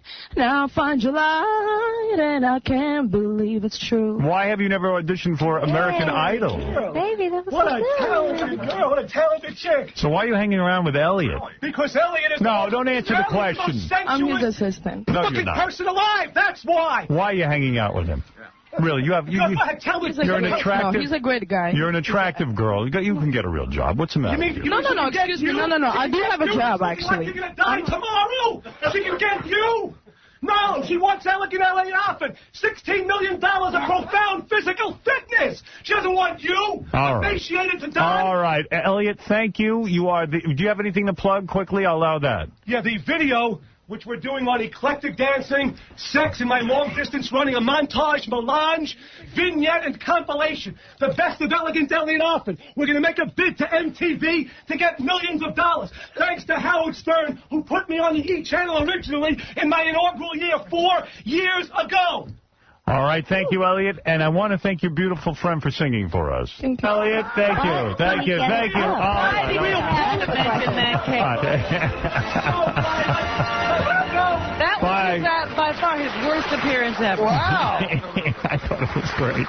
No, I mean, you can't talk to him anymore. All he does is scream now. It's the hemophiliac from Montreal. Talk to him a little bit. Yes, Robin. He's out of control. You're right. Bling, bling. We learned nothing. How's he at the Montreal in a $750,000 condo? You know what? He wouldn't even know how to answer that question. Since 6:30 in the morning, he's been yelling. And where's all the jewelry coming from? What is that all about? He's been out there since 6:30 in the morning? Yelling, just like that. That's Beat being the character. Hey, Beat, how are you? Happy Halloween, Beat. What character is he being? He's from the movie. What is that movie they made? It was a superhero movie, Beat. What character are you? I can't think of his name. We were like a short character. No, there's a movie called... I can't think of the movie. With demented clowns? It's a demented clown. It was played by John... I'm drawing a blank. I can't think of the... Spawn! You're the character from Spawn, aren't you? Yep. John Leguizamo. John Leguizamo. That's right, he was. Hey, Beat, I love the mask. We can't hear you. But it's hard to hear you. Because, do you mind taking off the mask? Sure. All right, thanks, Beat. Wait, is he wearing a mask? Yeah. Sure. Artie thought you weren't wearing a mask. Beat, it looks like you've gained some weight. Beat gained weight? Yeah. What happened? Huh? What happened you gained weight? Oh, I gained weight about 230 pounds. Was it the pressure of doing the TV show, the reality show, the new show? It got to you? It was hard, right? Oh, it was pretty hard. Yeah. Beat, I am so happy for you. This is a big, exciting day. I love your new TV show. Thank you. It's fantastic. You're the executive producer on it, right? Right. All right. How did you come up with this idea that you should have your own reality show? I got brains, man. You sure do. I love Always when you... thinking, huh? Yeah. Yeah. I love the episode where you go to the dentist. That's terrific. Right. Oh, my God. And the dentist said you hadn't been to a dentist in a long time. Right. And they say they took off so much tartar off your teeth. Thank God you went. Well, it didn't bother me, but it's still worth it. Yeah, but you only have so many teeth. Yeah, you got to save your teeth. Yeah, I got a couple of them, but I still got them. Yeah. Was this your childhood dream? Oh, there's a picture of Beat on his reality show getting his teeth cleaned. I can't watch dental stuff. And I think Beat's mouth is very tiny, so your teeth get crowded in there, I guess, huh? Well, it takes a little time. Sure. What bet did that dentist lose? Well, I got to tell you, exactly. You know, I even like on the reality show when you're going around in the car just driving around and talking about the Jews and Bob Levy and Shirley. I love all that. You don't like Jews, huh? No. I hate Jews. Yeah. Really? Yeah. Where'd you learn all that, to hate the Jewish people? I learned that since I was a little kid. Little kid, people taught you that? Yes. Yeah. Who told you to hate the Jews? Huh? Who told you to hate the Jews? I've been learning that like 10 years ago. Yeah, a lot of people are learning that. Yeah. Yeah, unfortunately. Yeah. Well, what school is that? It's called America. It's called the School of Life, right, Pete? No, School of Life, man. Of course. Why do you hate the Jews? I mean, what's wrong with them? Yeah. I don't know, but they are Jews, but... Say la vie. I can't tell, but they are Jews. Enough said. You said a mouthful. You said it all, Yeah. He's like Beetlejuice Gibson. Never know about that, pal. I love on your new show when you patrol a neighborhood as a cop. You actually do police work on the show. You're like on Neighborhood Watch or something? Oh, probably. Yeah. And Beat even gets a spray tan. What? Yeah. Beat got a spray tan. I didn't know you were into that. Well, I'll mention that once in a while. Yeah, and Once in a while. he thought the guy in the spray tan place was attacking him. It's really wild. It was a great episode, Beat. It looks like he browned well. Yes. Yeah. But my favorite episode of the new show on Howard TV, Beat, and I got to say this, when you train this guy, Bobby, to be a boxer. Right. How do you even know about this? Were you fought professionally, right? Right. And you get in the ring with Bobby and you say to him, just listen to what I have to say. You tell him to keep his head up.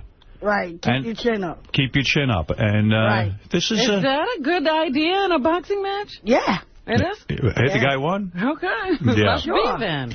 But he won the belt, though. I'll tell you that. On one of the episodes, it was troubling to me, Beat. You get into a fist fight with Dominic the Midget. Well, he couldn't handle me because I was too strong. You were very angry in this episode. Oh, yeah. I was about to kill that kid. Why was Dominic wearing a thong and nothing else when he was harassing you? Oh, yeah. I was about to kill that kid. What did he do? I couldn't even make out what... You don't want to know. Yeah. Is he in love with you or something? Nah. Right. Does he want to be your boyfriend? Nah. I mean, it's unbelievable. Well, this show is exciting. In fact, I think you'll like this. First of all, Beat, before I go any further, I know you do a million things from this television show. I've learned a lot. The show, by the way, premieres Thursday, October 29th. Right. All the other episodes, your reality show, November 5th, November 12th, November 19th, and November 26th. There's quite a few episodes. Right. Do we see Beetle just doing his daily thing, cooking and all that stuff? Yes, you see Beetle cook. Oh, you see me do all my acts, honey. You see Beetle doing chores around the house. Very well. You see Beat playing sports. Uh-huh. There's so much going on, and I can't tell you. It's jam-packed. You really get to see your everyday life. Oh, yeah, it's jam-packed. Would you say it's a great life? Oh, it's a great life. You love your life? Oh, yeah. Right. I need your help with something. I don't know how good you are at this. Have you ever landed a plane? A few years back. All right, listen to me. I don't know if you can see the TV screen up there. There's a guy in a plane right now. He's on with us. You see that plane? Uh-huh. All right. I know you've done some air traffic control. I'm going to get the pilot on. He's having trouble landing. Would you talk him through it? Oh, yeah, cool. Okay. Of course. Pilot, are you there? Wait a minute. Uh-oh. Oh, he's spiraling down. He's going to need your help. Mayday. All right. Pilot to tower. This is SI-851ND requesting to land. We're descending to 25,000 feet. We need some assistance. 2,000 miles, so. We're requesting permission to turn left for a heading of 288 over. Yeah, 288 over, yeah. Is that 288 or 289? 289. My GPS is broken. Can you help me go in the right direction, please? I'm in Jersey. Tell him how to do it. Right? Yeah, he's got to land now. Can you spell GPS first? All right. Before you land. Yes. Make sure it's not a Jewish airport. Stay straight, though. Wait, we can't hear Beetle. Listen to him. He's going to help you land. All right. Landing, right? So you got to wear, stay straight. Stay straight. Stay straight. All right. Okay, you got me over snow now, though. All right. Got to slow down a little. Oh, that's better. Slow down? Just a little, so you almost got it. Right? Wait, I see some ducks. Stay on the wrong way, but it's coming up, right? Oh. We've hit some ducks. I'm sorry. I think he hit a duck. He hit a duck. He did. I could see the birds. You could see him. I can see the bird, but he only killed one bird. Should we go left or should we go right? Should he go left or right, Beat? Quickly. You're going over the water, bud. Should I go left or right? Left or right? You can make it right, but I don't know if you're going shit, I just went into the George Washington Bridge. Should I go up or down? People could die Up or quickly. down? You can't be going down. Should I be going up or down? Up or down? Which direction should I go? Down. Down. If you're going down, you got to go Shit, we just went into the Empire State Building. Wait a second. It looks bad. It looks like the plane's going to land. Wait. Where are you going? Hold on. We're coming in. We're coming in. I think we're going too fast. I think we're going too fast. Wait. Right on the wall. What a stunt. Beat, what happened? The plane crashed. It was a stunt. It was a stunt? Yeah. What do you mean a stunt? He blew himself up. Did you see that? He's dead. Yeah, he blew himself up. What happened? He didn't have the one-way ding down. That's why he blew up. Did you just see that on the screen? The whole plane just went up in flames. Yeah, blew up, yeah. We just lost the pilot. I don't hear him. I think he's dead. I think he's dead. I think he's dead. I think it was 289 instead of 288. I think you should have told him 289. I did say 289, I don't think he heard you. He died. He died. Pete, doesn't that make you sad? That You're not upset? You don't look. There's the fire. Yeah, you don't feel a little responsible? I'm not responsible for it. You tried to help him. I tried. Right. You're no Sully. Well, yeah, you know that one. Well, Beat, that was kind of a downer, but that's, what are you going to do? I think when you see the video, though, it's clear there were several different planes. Yeah. That's right. You probably know that one. Only one of them crashed. Beat, in honor of you. But you can't stop. By the way, you know this trash can is moving that Beat pulled in here. Yeah. Oh, what's in the trash can, Beat? Oh, that's garbage. Oh, it's garbage. All right.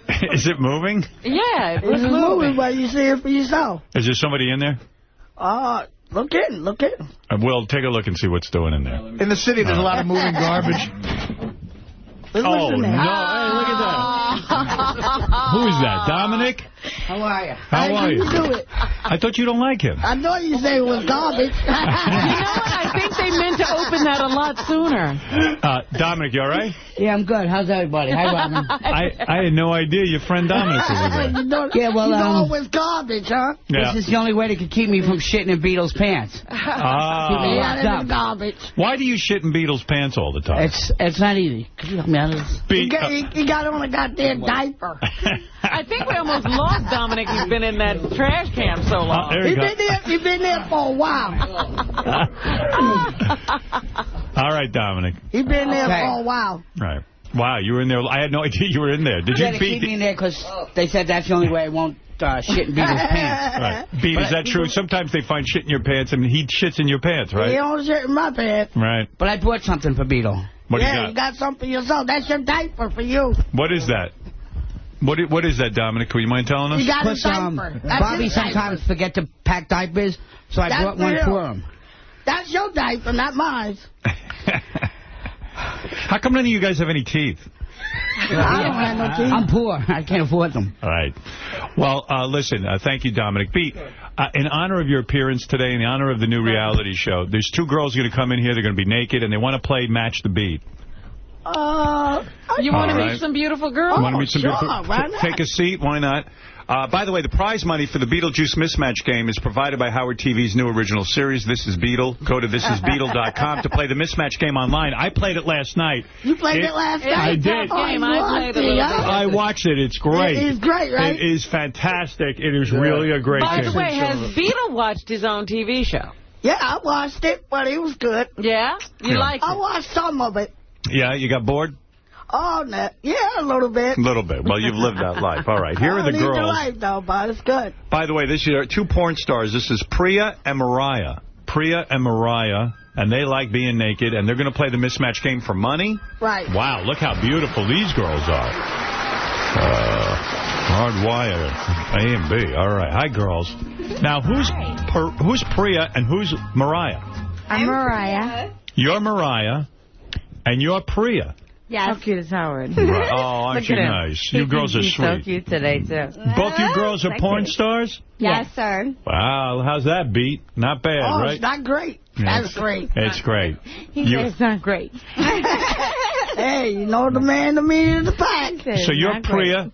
You're from, you were originally born in India, but Yes, you were sir. adopted, right? Yes. Yeah, I was reading the notes on you, and you became a porn star, you think, because you were adopted, right? It affected your whole outlook on life. Oh, yeah. If I was raised in India, I would never be, because it's banned. Porn is banned in India. So Right. I get a lot of hate mail, so. That's right, yeah, absolutely. And you've been in porn for 2 years. 2 years. You've made 258 films. Wow. I'll give you an example of, I'm going to give you an example of some of Priya's work. Here she is from her hit film. I think it's called Energetic Sex. Did you make a film called Energetic Sex? I don't know. You don't even know. With 250 films under your belt, you might forget some titles. That's, I tell you what, you know you're a success when you can't even remember the names of your films. So here we go. Let's listen to a little bit of this great movie, Energetic Sex. Yeah. Fuck my pussy. You dirty little bitch. Fuck me. Yeah. Smack my ass. Yeah, harder, baby. Yeah, I like that. Yeah, I make them both slap me. I like that. Fucking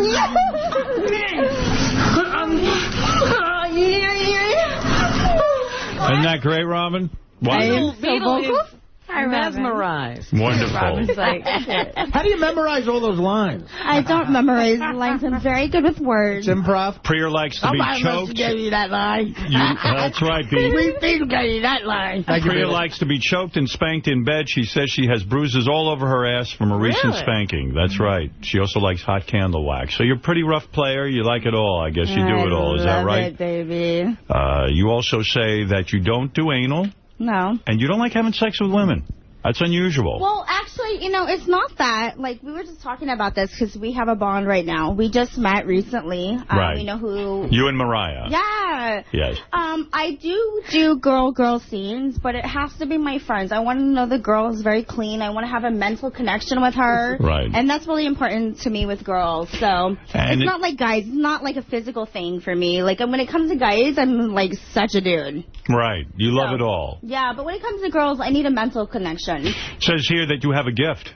What is the gift? The gift is Lord. that you can see ghosts. Oh, Lord. That you often go to graveyards and look at the dead people, don't you? I traveled to Hawaii and I did a ghost tour, and I have had a gift since I was a young child.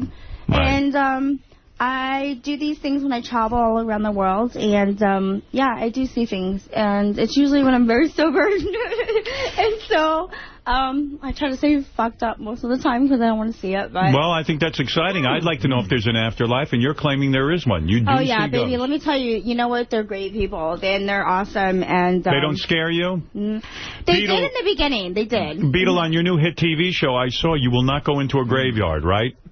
You know what? Hold on. Why All I is gotta that? say. 1 second. Would you not go to a graveyard? Definitely not. No. Definitely Can I not. say something? In Yes. the spiritual aspect of people, those are the most rested people. They're the most calm people. They're the most sane people. Well, Beetle's too afraid. Beetle, she's saying that the graveyard is because you're afraid of the dead? She says the graveyard is safer than any other place.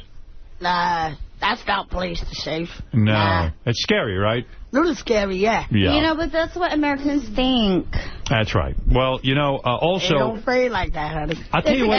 It's a gift. I read something else about you that I found fascinating. Well, you lost your virginity when you were 15 years old on top of a piano in your high school music room. Whoa. Weren't you afraid of getting caught in high school having Hold on. sex? You know what? There's like this little window in the door. So we put this little paper up there. And then, so the whole time I'm getting fucked, I'm like putting my feet. I was a piano major. Right. So, Sounds it. Whatever. So I'm putting my feet on the keyboards and I'm playing it where I'm getting fucked at the same time. So they thought there was like someone trying to do something in the music room. All right, take off all your clothes and get ready for the game. We want to see you naked. Right? Mariah, let me what say... What did she stay fucked up on? I just need to know. Yeah, what were you fucked up on? Huh? A little drug called everything. Yeah. What? What were you fucked up on? When? When you were getting fucked on the piano.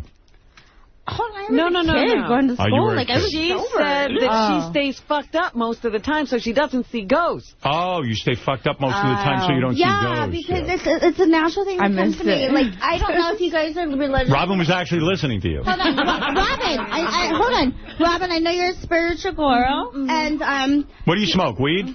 I love weed. Weed? You smoke every day? You had some tonight. Howard, he is no joke. Beat, you got any weed? Yeah, you go. Tonight you're going to get some. That's Look right. at him. Hold on real quick. I'll give him some tonight. I want to give him a hug so bad. Oh, you'll get your hug, honey. Don't worry. Swear to God? That's right. Ooh, you're gonna have an orgasm when you hug me. Baby. You are clean. Ooh. That's good. Just for a hug. I like it clean, and I don't want it dirty. Ooh, it's not Hold dirty, on. baby. All right. So anyway, Hold on. I got called a dirty fucking pussy by my Indian friends.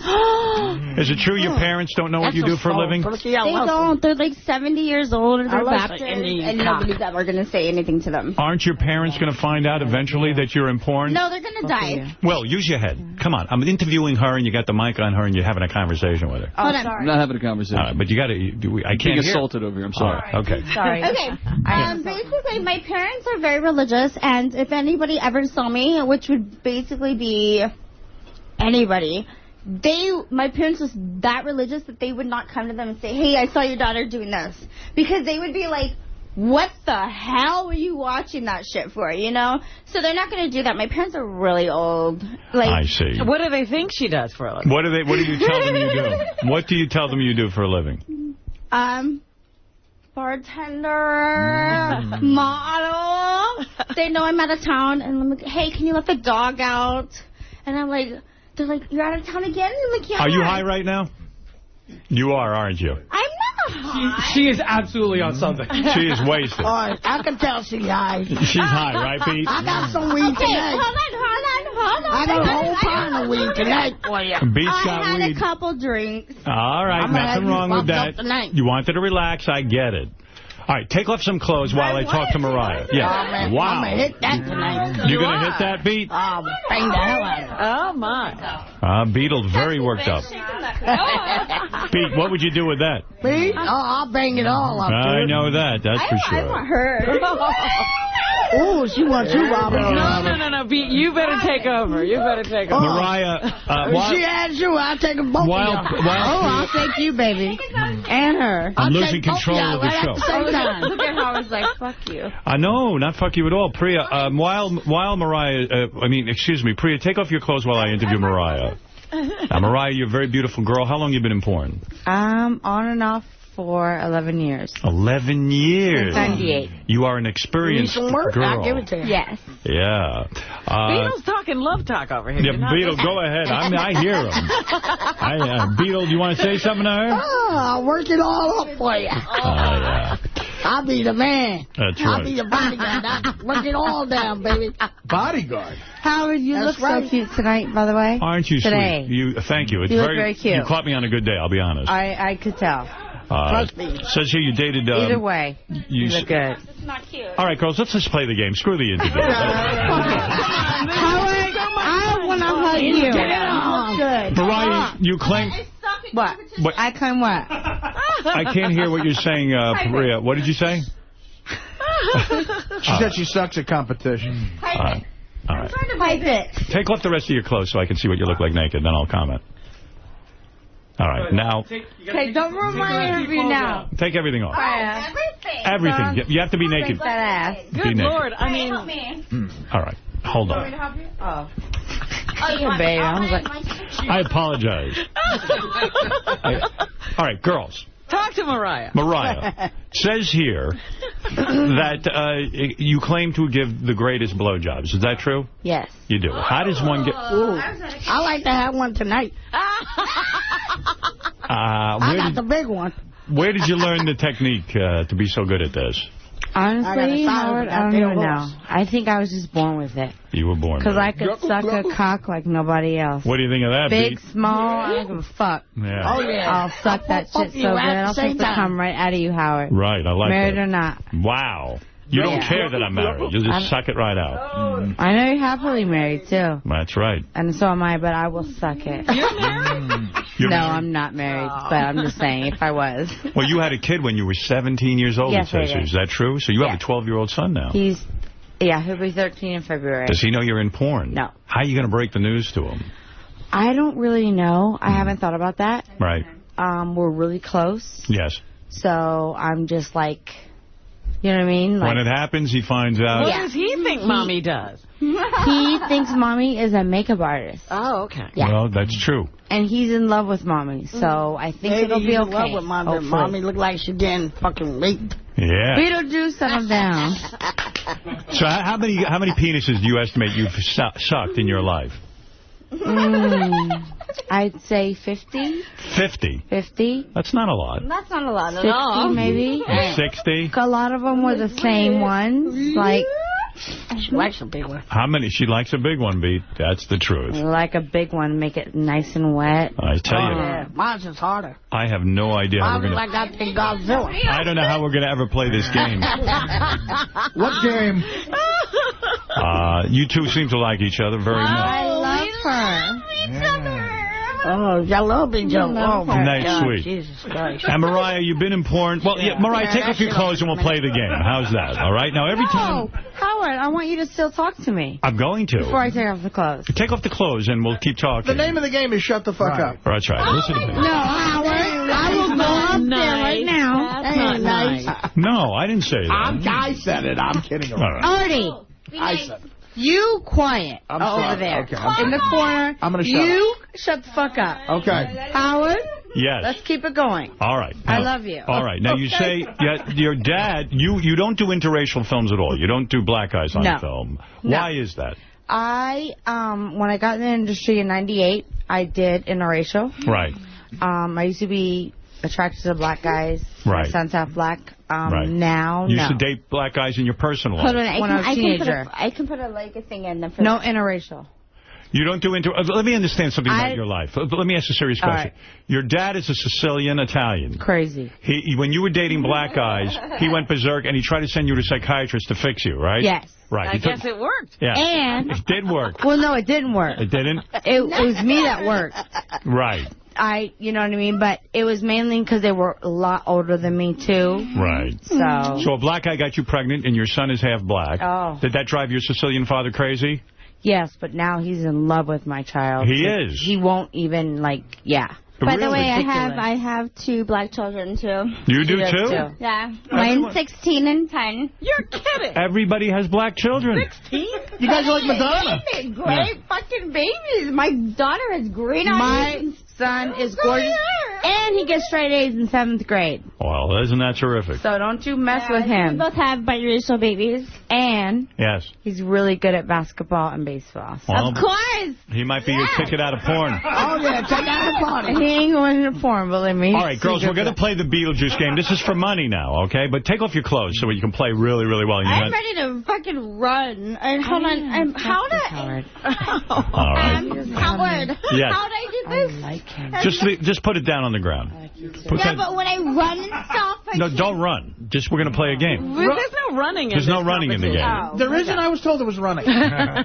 Robin, if these girls don't settle down, you might have to play naked. I might have to what? Right. You might have to. I want to Make sure you have some Howard. more. I want to see it all. Now, Beat. This is in honor of your the girls. cry. What this game is called? It's called the Beetlejuice mismatch game. Right. Oh, yeah. We asked. All right.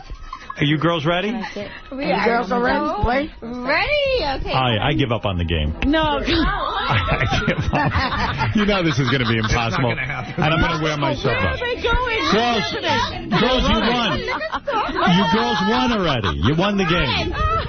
Thank you. Come again. God fucking forbid. All right. Thank you. Come again. That's what I'm going to say. You know, go to the liquor store, buy the liquor, and say thank you. Come again. I get some liquor. Well, you girls are talking Beetlejuice's language. He understands. I'll That's right. right up. You said the secret phrase liquor store and you automatically win. Game over. Hold on. Indian people always have a liquor store. So. Yeah, I used to be a liquor man. In honor of, we got this $2,500 prize money, girls, because of Beetlejuice's new mismatch game provided by Howard TV's new original series, This is Beetle. Go to thisisbeetle.com to play the mismatch game online if you want. Now, girls, we asked Beat, you look beautiful naked, by the way. You really do. Love it? I love it. Love it. You want to spank me? I want to play this game. This is very important. Howard just wants us to... Yeah, okay, sorry. I'm getting horny. Why don't you just make out with each other? Oh, we would love that. All right. No, we meant Ganji and Will. Hold on. Can we make out? Go ahead. Go ahead and make out with her. All right? It seems that you have that more on your mind. Of course you do. She's hot. Look at this. Robin, why don't you do what I say? Like these girls. Why don't you ever do what I say? Pete, what do you think of that? That's really good. Yeah. That's something, huh? Well, they're saving the appearance. I like girls, Pete. I don't know about you, but I do. Me? I got the rest of them. Sure do. All right, girls, calm down here for a second. All right, girls, come here. Come here. You're getting too... What happened? I think they went a little too far with each other. Too far, baby. You girls are going to have another baby. You keep that up. All right. They're actually doing a movie. Take care of that. Oh, shit. Girls, it's time to play the beat game. We're seeing movies. Don't get too horny now. Here we go. Hit me, bitch. That's where my business came from. All right, girls, now we're going to... I got a big one. Big, soft titties. Girls, we said to Beetlejuice earlier. Now, Beat, don't give the answer. Let me do this with the girls. Priya, pay attention to Howard. Okay. Priya, you're up first. Priya, you're up first. Okay. All right. I'm going to give you a plug and $500 if you get this right. All right. Are you ready? No. Concentrate. All right, I'm trying. We said to Beetle, it's raining cats and blank. Cats and blank. Now. Cats and dogs. But do you think Beetle knew the answer? No. You say no. All right, let's play it. Here we go. You ready? Oh, you mean really cats? He didn't know it. You were right. You're You get right. $500. All right. You're on the board. Like a salt shaker. And here's your plug. To win a date with Priya Ray, go to naughtylottery.com. Yes, naughtylottery.com. And what do you mean a date? I could win a date with you? Basically, with the guys go in, they can buy a ticket. It's $1 to $15. Yes. And you buy that ticket. Right. And you get shipped out to the Dominican Republic. Yeah. Where there's like a resort there, and you are entertained by 5 to 50 women. Are you one of the women? I'm the woman that like takes care of him, you know? Like, I go to the dinner. So you bang the guy? No, I don't. Oh. I don't know what you're talking about. What? All right, Robin, do you understand that? This is more your area than mine. No idea what you're talking about. But what I'm saying is, yeah, they go there to the Dominican Republic. I got to fly to Dominican Republic to have dinner? Yeah. I want to be with you. Hold on. After that, they get 5 to 50 women that, like, the companions, obviously. Wow. And they're not porn stars. Okay. But they still get, they still get the whole thing going on, you know. For $16, could we have a date here? $16, bitch. All right, let's go to... You're insulting me. Let's go to Mariah. No. Let's go to Mariah now. Let's see if she can't win a plug and some money. All right. Yeah. Now you're making me horny now. Oh, my goodness. Me too. Are you in love with Priya? Are you in love with Priya? You're making me horny over there. Yeah, Beat. You like the Indian princess. You want me to come over and answer you to come again. I'll put it in there.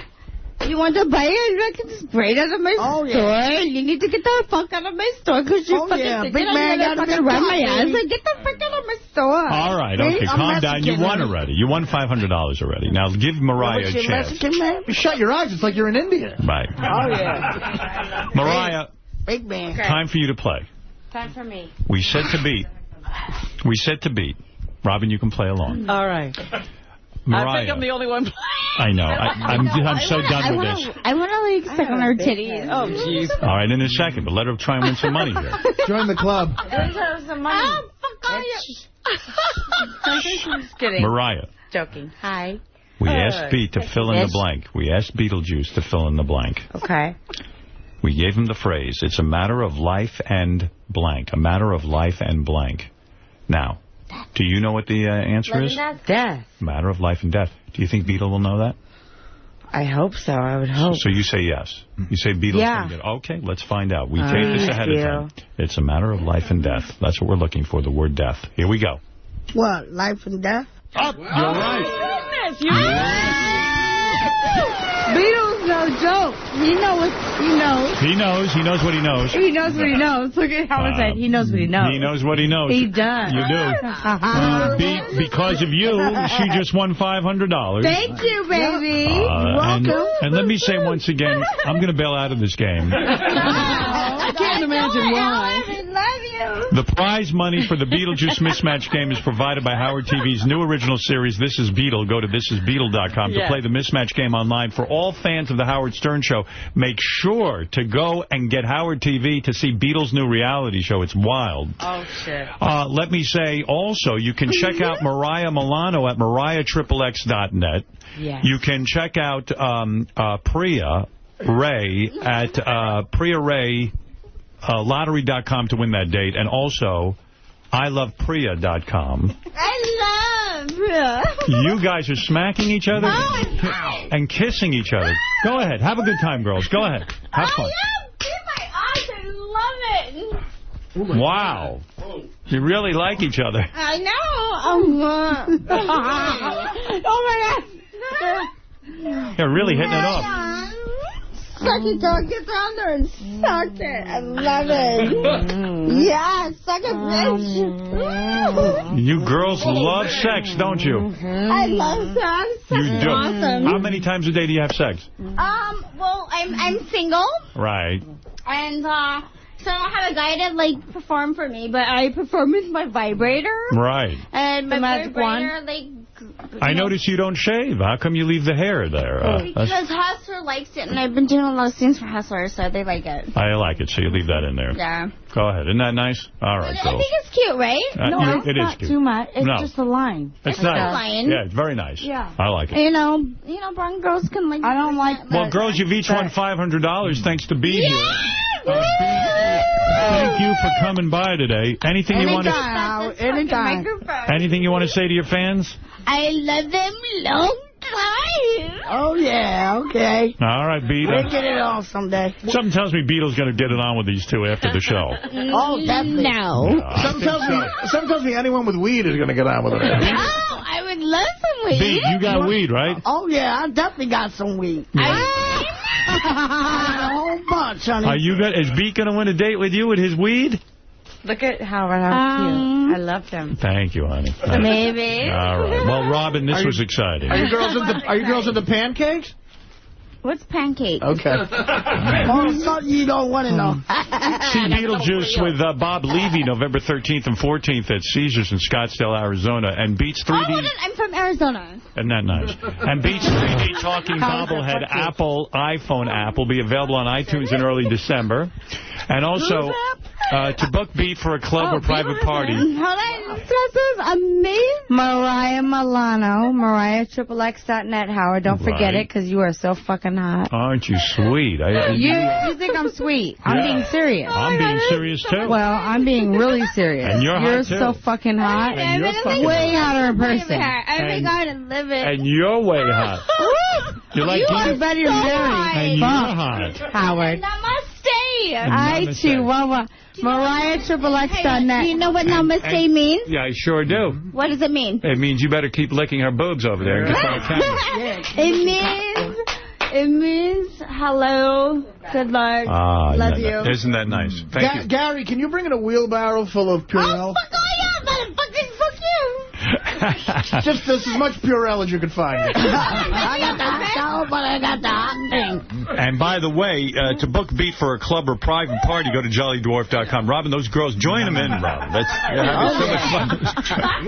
I got some more never seen. Beat, thank you so much. Anytime, Howard. Gary said to me he's having a tough week. You know, he's like completely overtaxed because I have him doing... I've had him doing another project in addition to his duties here, and I think it's blowing his mind. He's like, I don't know, man, I'm having a tough week. Well, how did it come up? What did you ask him to do something? Yeah, I had him doing some stuff for me where he's not used to having to work till like maybe 2 or 3 or 4 or 5 o'clock in the afternoon. So it's not like till midnight? No, of course not. And he's completely overwhelmed by it all. I can see it in his face. He's just pained because, you know, you will never find anybody to work harder for you than me. And you're out of your mind if you say otherwise. No, this is you know what I realized? This is not the first time. You know what I realized? Out of your mind. This is really the first time I've asked Gary to really handle and stuff. utter lie. Name one other time. First of all, when I work on your birthday show, I'm here easily. But it's your one job. It's not my one job. There's always one job, and then there's let's go to Philadelphia, and that's another job, and then there's let's go to L.A. And I stay here till 6 or 7 many times. I don't know. You're really overwhelmed. But it's not. I guess this is happening more days in a row or something. Yeah, it's happened too many days in a row because Philadelphia's usually like 1 day or 2 day. On my birthday show might be the crunch when it comes out 3 or 4 days. Why don't you ask somebody around here who knows, like Tom? Right, okay. Why don't you ask Tom how many days he walks by? I just see you're overwhelmed. I'm not overwhelmed. I'm tired. There's a big difference. You're not used to. What time did you go to bed last night? About 11. Well, no wonder you're tired. What do you mean? No wonder I'm tired. Why are you staying up till 11? Why don't you go to bed earlier? Because I had stuff to do, man. What'd you have to do? You know what he was going to say? I got a life. Yeah, I got a life. I don't have a life. I had some stuff to do. Well, no wonder you're exhausted. After you work, then go to bed. Yeah, but I had things to do. Like what? My taxes, for starters. No, you did your taxes. No, I didn't do my taxes. Yes, you did. No, I didn't. What you mean? You're going to do them yourself? No, but I had some stuff to do. Listen, I was working. Listen, you can go. I'm trying to coordinate your life. I can go what? You can go. What? What'd you say? I would love to say it. I would kill to say it. Hey, let me say something, man. Hey, you tell me that one more time, and you can go leave this job. Fine. What do you think of that? Fine. You're fired. Goodbye. See ya. Goodbye. You're fired. You're fired. I'll see if I can get along without you. Why don't you? I'll try. Why don't you? I'll do my best. Do your best. Yeah. Okay, you're fired. Okay. Now go look for another job. All right. All right. I want to clean up my desk? Yes. And go see where you can find this other job. And go see where you can find someone as loyal as me to kiss your ass. I'll find somebody. I'm sure you will. I'll start with John. Yeah, right. He's as loyal as you are, and he can kiss my ass. I knew it was overwhelming him. I know as soon as I give him a second thing to do, he gets overwhelmed. I said at the beginning of this you'd crack. Yeah, I'm not cracking. I'm fine. I had such high hopes for you on this, but I knew you'd crack. You're just so ungrateful. You cracked. I had not. There's nothing to do with ungrateful. I don't have to be grateful. Don't you get paid? That's grateful. Of course he's getting paid. I don't know. You know very well. I do? Yeah. Have I ever not taken care of you? No. Okay, so what are you worried about? Did I tell you you're going to get paid? Yeah. So what are you worried about? So then I'm doing a job Just for you. do the job and stop whining So if at I'm doing a job for you, then what are you whining about? You're just walking around. Oh, I've had a bad week. I had some trouble with the computer this morning. It's depressing. Try to be up in the morning. I don't have to be anything. Yes, you do. No, I don't. You're an employee. No one wants to be around a guy who's bummed out all the time. In my job description, it says be happy. Yeah, that's part of it, yeah. Nobody wants... if I'm feeling bummed out, I don't need another guy around me who's bummed out because he had to do some work. Get used to it. This is what it would be like if you had a real job. Can you imagine if there was no work? Can you imagine if he ever had a real job, how he'd crack in 3 seconds? If he had a real boss who busted his balls? But I love people who get a great job and complain. I don't complain. He complains. Okay. I'm fine with it. Did you hear him this morning, Jackie, with the tough job? I said, I'm having a tough day. That, I said, oh, boy, I just saw the green light. I didn't say I'm having a tough week. That's what a liar you are, for starters. You embellish like I'm crazy. I said I'm having a tough day. What was that, Jackie? You know. What? You yell at me when I do a commercial or something for the station, and you say, listen to you moron. I can hear that smile. And the whole car cash commercial, you were doing it with that smile on your face like a little kid who had a toy that he was going to get to open up after the commercial was over. Because nobody can believe it. To get him Gary cracks the second you give him like a big thing in life to get involved with. He cracks. Instead of standing up to the pressure. I absolutely have stood up to it. Don't crack. And don't go to bed so late. Go to bed when I feel like it. Do what you want. Don't complain about being tired. You can't get your personal life together. I didn't say I was tired. You got to be up at 5. One thing I said, I'm having a tough morning because I was having trouble with the computer. Don't have any more tough mornings. I have many tough mornings. You got it way too easy. Way too easy. Wait till I leave the business and you have to go out and get a real job. I can't wait to see. Wait till I find out how much easier it is and how much more. What job do you think you'll have? Somebody thinks I'm worth. What job do you think you'll have? I would like to work with somebody who gives me a little praise once in a while. Oh, you don't think I give you any praise? No, you don't. When was the last time you praised me? I give you way too much praise. When was the last time you praised me? When's the last time you did something good? We're here to bury Caesar, not to praise him. Right. Gary's one of these little boys who needs constant praise. Good boy, Gary. Yeah, good job, Gary. Good work. Well, Let me put a star you need that, on your chart. It wouldn't hurt. Yeah, when I get some praise around here, that's when you'll get some, okay? Oh, man. I'm not waiting for praise. You think I wait for praise? Of course you don't have to wait for praise. My boss isn't even talking to me. What do you think of that? Right. You're lucky I talked to you. You think you want to know about pressure? I got guys not even talking to me in this company. I didn't say I had pressure. I said I wouldn't mind a little praise. That's pressure when people don't talk to you. They ignore you. You walk into a room and they ignore you. But, man, that's why it's the Howard Stern Show. You're the guy. That's right. And you got to be a little bit of the guy for me. He should be able to take that and then turn around and say, you know, Gary, you're doing a great job. Yeah, that would be a big man. Oh, okay. That would show a big man. All I'm saying is, for all of Gary's complaining, I can't wait till the day that he gets a real job. Yes. I just cannot wait. I'm almost tempted to give this up just to see what happens to you. Just to watch him. Just to watch him. I sit back and go, what's Gary going to do? I think I'd make out pretty well. What would you do, I don't know, but I think I'd make out pretty well. I don't. I think you're lost without me. I say you're divorced within 2 years if I ever leave you. Yeah. Divorced within 2 years, your wife will get sick of you. How about this, Gary? Do you think that if you could never find another job, your wife would support you for the rest of your life? Yes. No way. I know your wife. Hey, you don't know her at all. No, too many. Robin, don't I know stories about his wife? You don't know any stories. I don't know what you know. The only stories you know are the ones you make up in your head. She's very excited about being married to Gary Dell'Abate, producer of the Howard Stern Show. You don't know anything. Okay. I don't know anything. You don't. Sometimes you're the last to know. No, I know a lot. Robin, is he the last to know? Just give him a hint. A lot of times that happens. Yeah. Yes. And sometimes you just make stuff up, too. Robin, am I making stuff up? No. She doesn't know. She just told you. She's the one who told me. What do you mean? What? She told you what? What are you talking I'm not going to say. I'm not going to say. You don't know anything because she just said I she think didn't your wife's know. very excited about being Mrs. Gary Dell'Abate. So say what you have. I'm not saying anything. You have some great story that... No. That's because okay. you don't have anything. No, I don't have anything. It bums you out that... You're right. I don't have anything. It bums you out that you don't know my wife, and it does. Okay. Oh. I didn't know you were bummed out about that. Yeah, I'm very depressed that I don't know his wife. No, you're not depressed, but it bums you out that you don't have a hook on like a Mrs. Martling or a princess. You don't have a label to put on her. Okay. Let's just say that during the wedding plans, there was a little bit of bizarre behavior going on, which I didn't choose to bring up. Oh, you waited all this time. I'm a gentleman. Some things I don't bring up. Because you don't have anything. Okay. I say your wife leaves you in 2 years if I ever dump you. I tell you I challenge you to put it out now. Wait a second, I'm wrong. Your wife will leave you in a year if I ever leave you. Trust me, I know. I could tell. I know. You don't know. You think you know. All right.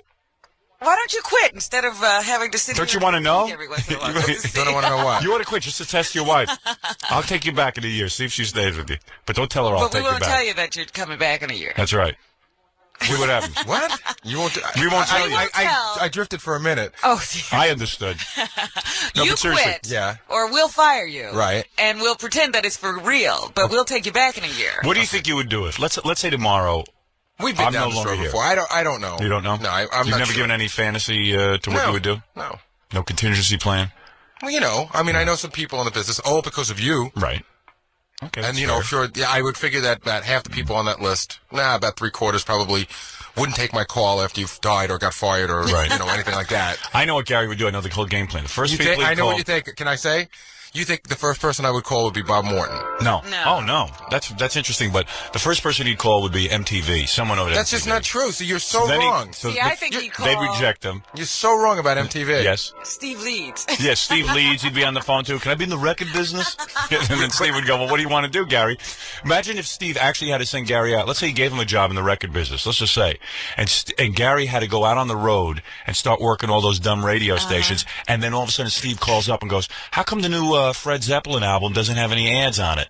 And Gary go, well, nobody wants to play the record. Yeah, but Gary, I need that record played. You get it played. But they don't want to play it. It's not my fault. Oh, I can't get it done. I can't sell records like I can't sell this show every day. They want. Like it's hard. The same thing with adding records. Man. Isn't the same thing as booking guests? Wait till you feel the pressure. No, because I never come to you and say, "Hey, Gary, this week we don't have any guests." Well, that's never not true. That's not often, but to say never is wrong. If I told you I needed 10 guests a week, you never come to me and say, "Listen, I heard so and so on this radio station, and you better figure out what the hell's going on." Once in a while, but I don't put a lot of pressure. But he's never said to you, "I want 3 guests for this week because we haven't." No, but that's not the way the show works. Okay, Gary. There's other things going on. It could work that way. No, it doesn't. Wait till you get in the record business. Howard doesn't have to fill That's 4 not hours the a point. day. It could if he wanted it to. Wait till you go but work. He doesn't. Wait till you go work for Steve Leeds. You'll see. You'll have this argument forever. Steve Leeds. Steve Leeds is a great guy. You know what? Gary thinks like Steve Leeds is a great guy because, hey, Steve, how you doing? Come on, let's get some tickets. Let's go somewhere. Yeah. Wait till you start working for the guy. See if he's not a balaboose. See if he's not. What's a balaboose? A bull buster. Oh man, in 2 seconds. Well, I'd probably just move in with Fred and Jackie. You know, Jackie will have stuff to do. Jackie will be working those comedy clubs for $3.50 a night, and, you know. But he's working. Fred will have no life, and we'll all live together. Fred will have a life. Fred could go be a disc jockey. Fred's got something to fall back on. He could do voiceover and disc jockey. Right. You don't think so? No, I know he could. But believe me, if it's not going to be fun. If we shifted this room right now and Fred was sitting here, you tell him what a loser he was and how he couldn't get a job anywhere. I never said that to Fred. I believe Fred's talented, but Fred is talented. If Fred were in the hot seat, I'm saying, what would you? You're the only, I can tell you what Robin would do. I can tell you what Jackie would do. I can tell you what Fred would do. I'm wondering what you would do. What would Robin do to make the amount of money that she makes now? She probably wouldn't make the amount of money she makes now. She might have to start at a different job. Maybe so then that's what I would do. Or she might even go further. And maybe I might too. How do you know? No, we know with you. How come you could or couldn't? But for me, we know for sure. She has a skill. I have a skill too. What? I am a talent coordinator / producer. Yeah, but who's going to hire you? If I was the worst guy in the world, on your name alone, I could get a job. Really? Just by saying I was a producer of the show for 9 years. Okay. I should be able to get a job. All right. If I were the worst in the world. Okay. Which I'm not. Well, I can see he hasn't learned a thing. It's time for you to repeat. And now here we go. This job. Repeat after me, Gary. This job. I'm not even looking at you. Come on. This job.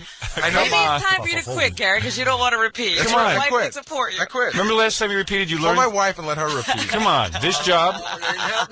This job. It ain't happening. This job. I'm not even looking at you. Come on, Gary. No, I'm not even looking at you. How are you going to learn if you don't repeat? You know, the only way it sinks in is if you repeat. I learned plenty. This job. I'm not looking. What is the deal here? Come on, I want to get on with the show. Because this job. Told you, I'm not doing this. Why can't he look at you? Because when I look at him, he gets angry. I'm really angry right now because you're wasting my show time, and that means you're close. If I look at him, it'll get bad. This job. Just repeat one of these for me. No, this job. I'm not doing this anymore. Why? And when we go to commercial, we're not doing it. That's the wife. Oh, is it? Yeah. She's stepped in. She's now. You don't have to repeat, Gary. You're a married man. You don't have to repeat. You learn plenty without repeating. That's right. She teaches me. Come on, Gary. I'm not doing it. I'm not All right, Fred, you be Gary. This job. Working for Wolf. Is the pinnacle of my existence. It's the pinnacle of my existence. The world has no job openings for stinkmouth me. For stinkmouth me. I can't grasp computers. Push a key, and like magic, it appears on the screen. I am glad my gums and lips and teeth are so huge that I can kiss Wolf nicely on his big black ass. I am luckier than Lou Gehrig. All right, very good. There, you just repeated. I'd have never done that. What? You would have never done that. I said I would have never done that. You never would have done what? Repeated all of that. Yeah, I'm sure you would have. He's unbelievable. He cracks under any little pressure. I want you to be like a man. Get out there. Remember, this is a job. It's not a party. No one ever said it was. Your job isn't just answering the telephone. I don't answer the phone. You got more than that. You don't? No, you told me not to. not You don't even do that anymore? You told me not to. You told me not to. I used to answer be the phones. Yeah. I'm trying to elevate you. There goes my head. That's the sound of you cracking. All right, Gary, you can leave now. Can I? Yes, go ahead. Goodbye. Goodbye. I was having so much fun. Yeah, good. Don't crack. I'm so tired. Why? What time did you go to bed? Midnight. You go to bed midnight, you're going to be tired. Your clock just... If you get up at 4 in the morning, you're going to be tired. Yeah. That makes sense. Stands to reason. I'm tired. I don't know why. But I had to watch 2 movies last night, Wolf. He wasn't doing his taxes. I guarantee he wasn't doing his taxes. You had to share some quality time. Yeah. Once he gets the knack of that computer, I hope he makes a resume. It's a character. I see him walking around. Oh, I'm looking so hard. Who isn't? I'm so tired.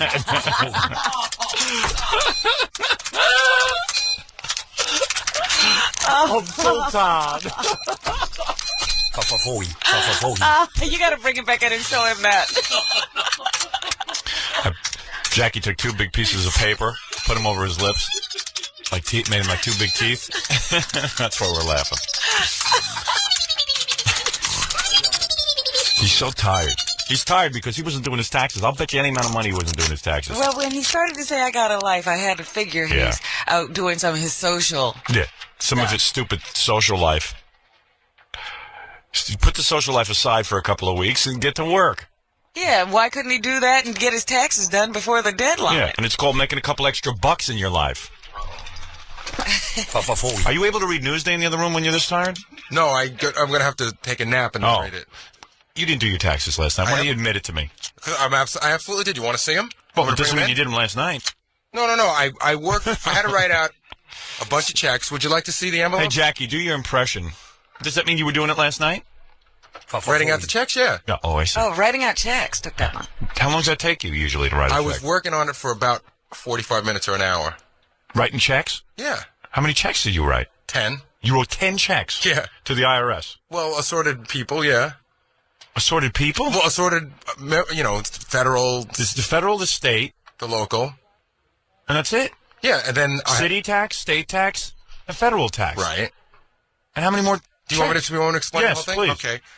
I had to pay my taxes. Yes. Then I had to pay my estimated taxes. Right. And then my wife had to pay her estimated taxes. What about a joint return? We did file a joint return together, but we pay our estimated separately. How can you do that? Very simply. If you file a joint return, she's got a complicated tax situation. What can I tell you? And it took like an hour to write out those checks? About 45 minutes. Yeah. I had some... Our friends left at around 7 o'clock. Aha. Yeah. No. His work. Yes. Aha. You didn't catch him yet. All right, I'm waiting. You animal, ready to pounce. You worked around 7. Go ahead. That's a good day's work. And then I had some dinner. Right. And then I went out for a short half-hour walk to get a little exercise. Okay, get the cobwebs out. No, because I've been in the house all day. Went out for a walk. All right. And then I came back and wrote out some stuff, and then, I don't know, I finished at about 10, 10:15. I see. And, you can't just get into bed and fall right asleep. I got into bed about 10:30. I fell asleep about 10:45. Do you really need dinner? Hey, Jackie, do your impression of Gary. No. I'm so tired, Bill. All right. All right, it's a good day's work. You worked hard. It feels good to work hard. Can I ask you a question? Yeah. Before this whole thing started, right? Yeah. Did I complain to you about the work at all? What did I say? What was the one line I said to you? I'm having a tough morning. Did I say I was having a tough week? Well, did I say that it was bothering me? Through the week, you have been like, oh, it's hard. But I know it's hard. What am I supposed to say? Gary, keep going, pal. You need encouragement? Just go. Just do it. Get it done. Finish. That's what you say. That's what I say. Get it done. That's all. All right, go ahead, man. Go ahead. You're talented. Go ahead. You did a good job this week. How's that for some encouragement? Is that nice to say? He wants encouragement from me. He doesn't believe it when you say it. Well, who would? Do you? You're doing a great You're job. the one who noticed. Did you believe him? I told him 900 times this week that he was doing good. Yeah. But it's not good enough. He doesn't hear it. It's not good enough. He needs more praise. No. Do me a favor. Take your hand and reach over your shoulder. Reach over your shoulder. Now pat yourself on the back. There you go. All right, good. It's just, it would be nice once in a while. Right. If you're gonna. What should I say to you? Tell me what would help you. If you can compliment me on the phone at home, one-on-one, yes, and berate me in front of 15 million people. Just once, I would like you to flip that. All right. I think you're doing a great job. Call me at home tonight and berate me. You're doing a great job, and I'll berate you tonight. Has he ever complimented you on your answering machine? Sure. Why don't you bring it in and play it to yourself? I should. Play it over and over again whenever you're down. Like Rain Man. Yeah. This is how Wolf really feels. You know what? Wolf really loves me. Believe me, I love you if you're still here. So, where is, to me, the biggest praise is that someone keeps you employed. Yeah. That's and constantly finds new projects for you and gives you more money from him. Why would you need anything else? I don't know. I don't know what more praise you want. He wants me to praise him like a little boy. It's like you're his wife. Well, you belittle me constantly on the air, and that's sort of hard to take. You better hope that I do that. All right, goodbye. Go ahead. I vomited. I'm sick of looking at you. Go ahead. Get out of here. Get out. Get out now. Get out. Leave? Yeah. Put your paycheck on a string and hang it in front of your eyes. Keep you going. Okay. Go do something. Go relax if you're so tired. He doesn't exactly have a demanding job. I mean, during the hours we're on, he runs around a little bit looking for tapes and things, but I can't think of really what he's doing that's so demanding. He's pulling his pants up every 3 seconds. I've never seen a guy just... That keeps him occupied. He pulls his pants up. Why doesn't he get a belt? I don't know. Buy him a belt already, Robin. I got to take a break here. I had to straighten out some business there, and then now we can get on with the program. And tell us what's going on. All right, Stevie. What do you got for us? Another tall tale from Eric the Midget. That email that Eric claimed he got from ABC television exec Robert Mills. Yeah, Eric wrote it. Mills telling Howard 100 News Eric the Midget wrote the fake email. Robert. Are you kidding? No, Robert Mills wrote me. I said, hey, that email from Eric the Midget. What? He goes, hey, Eric wrote that. But he did ask for permission to write it himself. So. What is Eric doing? Just trying to get airtime? Yeah. Yeah. Well, nobody bought it because he worded the two email exactly the same way. Yeah. Yeah. Yeah. Nobody bought it. So it was obvious that the same person wrote both. Right. Yes. And Mills confirmed it to us. Yes. All right. Well, you got to the bottom of that. Mine. Good for you. Good investigative piece. Nope. What else you got? Real. So they need some more broads in there. King of all blacks, yes. Yeah, Howard, Jason is pissed at me, and rightly so, because I didn't show up for the round table the other day, but I wanted to explain why I didn't show up. Let me hear. The reason was, it was my birthday, August 16th, and I didn't think I was doing anything for my birthday, so I told him a long time ago that I'll be there. I love coming down there. And my sister-in-law leaked to me like about 5:30 that afternoon that my wife and my daughter and a couple other people had this little surprise birthday party for me at this little restaurant here in Jersey. So when I found that out, I didn't have my phone with me. My phone is jacked up. I'm actually getting a new phone today. And I couldn't call Mutt or anybody else. So, you know what I'm saying, I'm not an unreliable guy, but they said I'm banned from the show. Yeah, well, let me tell you how I feel, King, based on what you've said. You should be banned from the show. I enjoy you very much. I think you're a great guy. But as far as Superfan Roundtable goes, it's an honor to be a fan and be asked to be on one of the channels. Look, Joey's fighting for the job of host at such a great job. Yeah, I mean, you know, and they only choose like 4 or 5 people who sit there at the round table with Mutt. And Mutt, you know, chooses the people. And it's a bit of an honor. And this is already the second time you didn't show up, I understand. Is it the second time? Yes. And listen. What was the first excuse? I don't even remember, but this time was that's what happened. I love what happened the last time. You remember. No, I can't. Listen, if I remember, I would tell you what. If I didn't come down there. So you've already missed twice. So in other words. So you're not a reliable guy. No, listen, I'm very reliable. No, you're not. I've never showed up late for work in 20 years. You know, that's work. Look, here's the thing.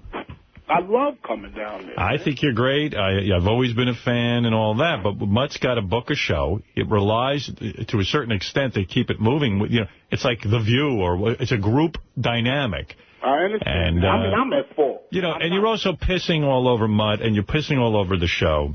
What do you mean? And really, you're pissing on me because, you know, if somebody asks you to do something, all you got to do is make a phone call and say, look, I'm not able to come. He's acting as if the only phone in the world is his cell phone. Yeah, there's no other cell phones. There's no other telephones anywhere in the world that you could have gotten to. As soon as you get a word that you're having a birthday party. And plus, who even buys this? I mean, your family doesn't know you're going to be busy that night? You don't tell anyone? I mean, sort of... Well, I did. No. I got to go. This is not school. It's no big deal. It's just that no one... Can I ask a question? They can't trust you. Can I ask a question? You're too big for your britches. You know what it is? This is a guy who dies to get on the radio. Loves it. Lives for it. And then somebody finally gives him a forum.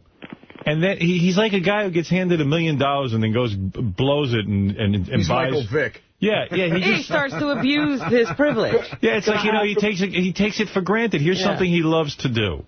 So really, Mutt is right. I mean, it's like a child. What would you do with a child who kept, you know, beating the family dog? Well, if you don't do something, then the dog eventually gets hit in the head. Yeah, or what do you do with a child that won't go to sleep at night? You know, you have to say, look, if you don't go to sleep, then you can't tomorrow go out and play with your friends. You know, it's like there's got to be a punishment. In other words, Why would Mutt keep taking a risk on you when he needs 4 or 5 people there with opinions? Listen, you're not that much of a superstar. Well, maybe. No.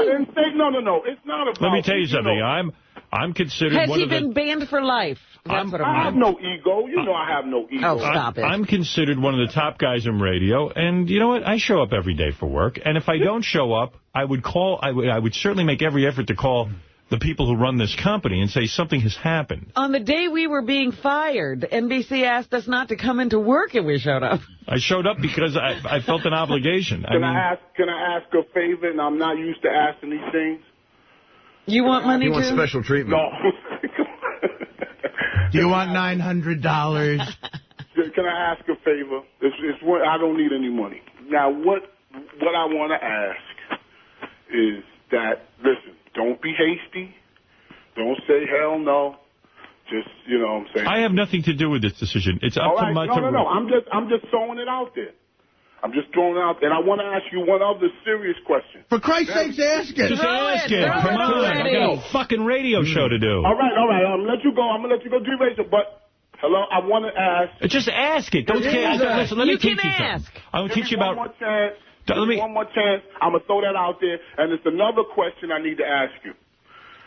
Oh, my God. I want to get this phone, and I want to get the one you have. I want to get the Palm Treo. Is it the 755 or the 700 you got? Hold on. How do you know the difference? I don't know the difference. Wait a minute. Here's what I got. He needs to have the exact same phone? All of a sudden, you're giving the model number. I think I have the latest one. But how would I know? Where do I look? You take out the battery in the back. The battery? Oh. I mean, like in the back. I got to take off the battery? I mean, it should say... Howard, why are you entertaining this? Why the fuck am I doing this? Is it silver at the top? Yeah, the battery says Palm. Oh, Jesus, I can't. Come on, baby. Motherfucker. I need it. Type 157. Does that make sense? No. That's the battery. Palm Treo battery mobile rechargeable. Is he supposed to be looking at the battery or inside the phone? No, the inside the phone. No. It should say something. You're looking for the model number of it? Treo. Oh, here it is. Treo 755. Thank you, brother. Yeah. I got it in burgundy. That's the color I have. You got burgundy? Yeah. You copied. I got burgundy. I copied? I don't know. Yo, Howard. Well, now you don't have anything to use it for. Right. Listen, yo, Howard, does it do everything? Is it a good phone? Because I'm paying. It cost me $5. Yeah, I have it with Sprint. Yeah, I got Sprint. That's it. That's what I have. Yes, it's a very good phone. It's very, very good. All right, let me ask you something. What made you get burgundy? Because I was all night. I got it because it's what they had in stock. I really wanted black. But they don't come in black. Yeah, well, that's what I found out. So I got blue and burgundy. Tell Jason I love him. Man, I swear, man, I'll never do that. Let me explain something to you about life, King. You are faggot! Let me explain something to you. Besides what the Sheik just said? Yeah, when someone offers you something that you can't take it for granted, you see? You're right. And you do. You piss all over an opportunity. You should have been there. Or you give Mutt a call. No, come on. It's a show. You know the guy relies on people being there. It's almost passive-aggressive what you do. No. But you're making Okay, I got to go. Thank you. We'll speak Is it a lifetime ban? Is that I have nothing to... If he wants to put him on next week, he can. It's up to Mutt. Mutt runs that show. Howard, I have nothing to do with it. I wouldn't have you on. Can you nudge him? Nudge him. I don't talk to Mutt. I've never had a private... I think one time I called Mutt to tell him he was doing a good job, I thought. And that was it. I don't sit and get involved in the day-to-day thing. Jason, what would you do? I mean, they're sitting there and there's an empty chair. I mean, how can you blame these guys? You produced that show, Jason. What do you say? Well, what really pissed me off about this one was that I talked to King the day before the show on Wednesday. Right. And I said, dude, you're showing up this week because the last time we booked him, he didn't show up. And he I'll be there, I'll be there, I'll be there. That was his one chance. Sound like that? Oh, dude. This is 2 times in a row. That's enough with him. Yeah, I mean, I don't get 3 strikes? No. I'm not going to say lifetime ban, but there's definitely going to be a long cooling off period. Oh, come on, Jason. Dude, you killed us Thursday night. We had an empty chair sitting there. You were our big personality coming on. And Jason, I'll tell you what. What's up? When I come, if you have me on in the near future, I'm going to the Bahamas this week. We'll have you on this week then. I'm going with my parents. If you have me on in the near future, I will bring you something down there as a surprise and a sorry gift for you that you won't. All right. Thank you, King. That doesn't work. You don't pay off Jason. This isn't payola. And Jason. What is the gift, though? Yeah, right. What are we turning down? He has lots of cool stuff. All right, thank you. Thank you. The show's booked for the next 2 months, bro. We'll talk after that. All right, bye-bye. I'll bring an iPhone. All right, you're on.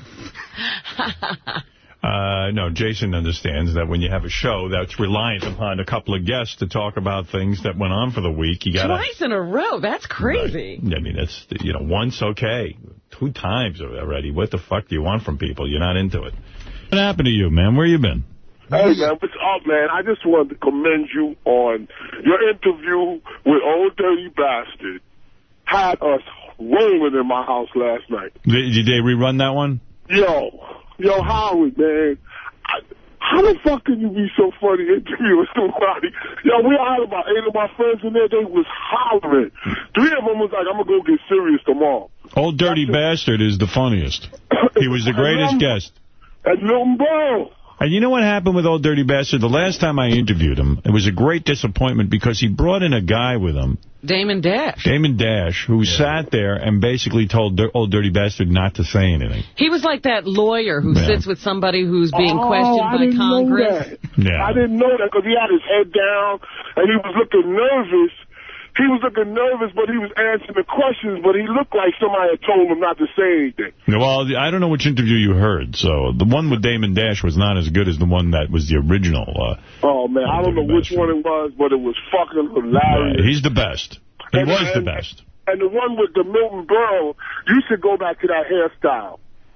It was like a straight, and it was short. I think that'll look better on you than the hairstyle you got now. All right. In my opinion. All right. Well, thank you, King. And I want to ask you another question. Who is the hottest anchor here in the New York area? Very simple. It's a woman who works for ABC. And her name is... Liz Cho? Yes. Liz Cho. Well, who do you think it is? What do you mean, no? Who's hotter than her? She's like a freaking supermodel sitting there reading the news. She is hot. You know who I wake up every morning to about 4:30 in the morning? I turn her on in high definition. She is fucking gorgeous. All right, come on, give us the name. Darlene Rodriguez. I don't know her, but I know she has bad feet. Yeah. She don't have bad feet. She had good feet. I never saw her. What about Ernie Anastas? Huh? He's hot. He's still hot. He's been hot forever. And one more question while I got you on the line. If you do get married to, not if, I'm saying when you get married, you said I could be at the wedding. That was a long time ago. No, I lied about that, too. Okay, and would she sign, would you make her sign a prenup? If I got married, I would have a prenup, yes. Oh, that's not right. All right, well, then you don't have to marry me. He's not marrying you. Sounds right to me, King. If you loved her, you wouldn't make her do that. I'd make anybody do that. I think the marriage laws are ridiculous in terms of how they divide property. I think all of that should be settled ahead of time. Absolutely, for every person. And I'm not talking about people with wealth. I'm talking about anyone. You know who gets hit the hardest in divorce? Me? Police officers, firemen. Garbage men, people who rely on a pension. The regular guy. The regular guy who's making 30, 40 grand a year. These are the guys that get wiped out. Paul McCartney loses $62 million. He didn't.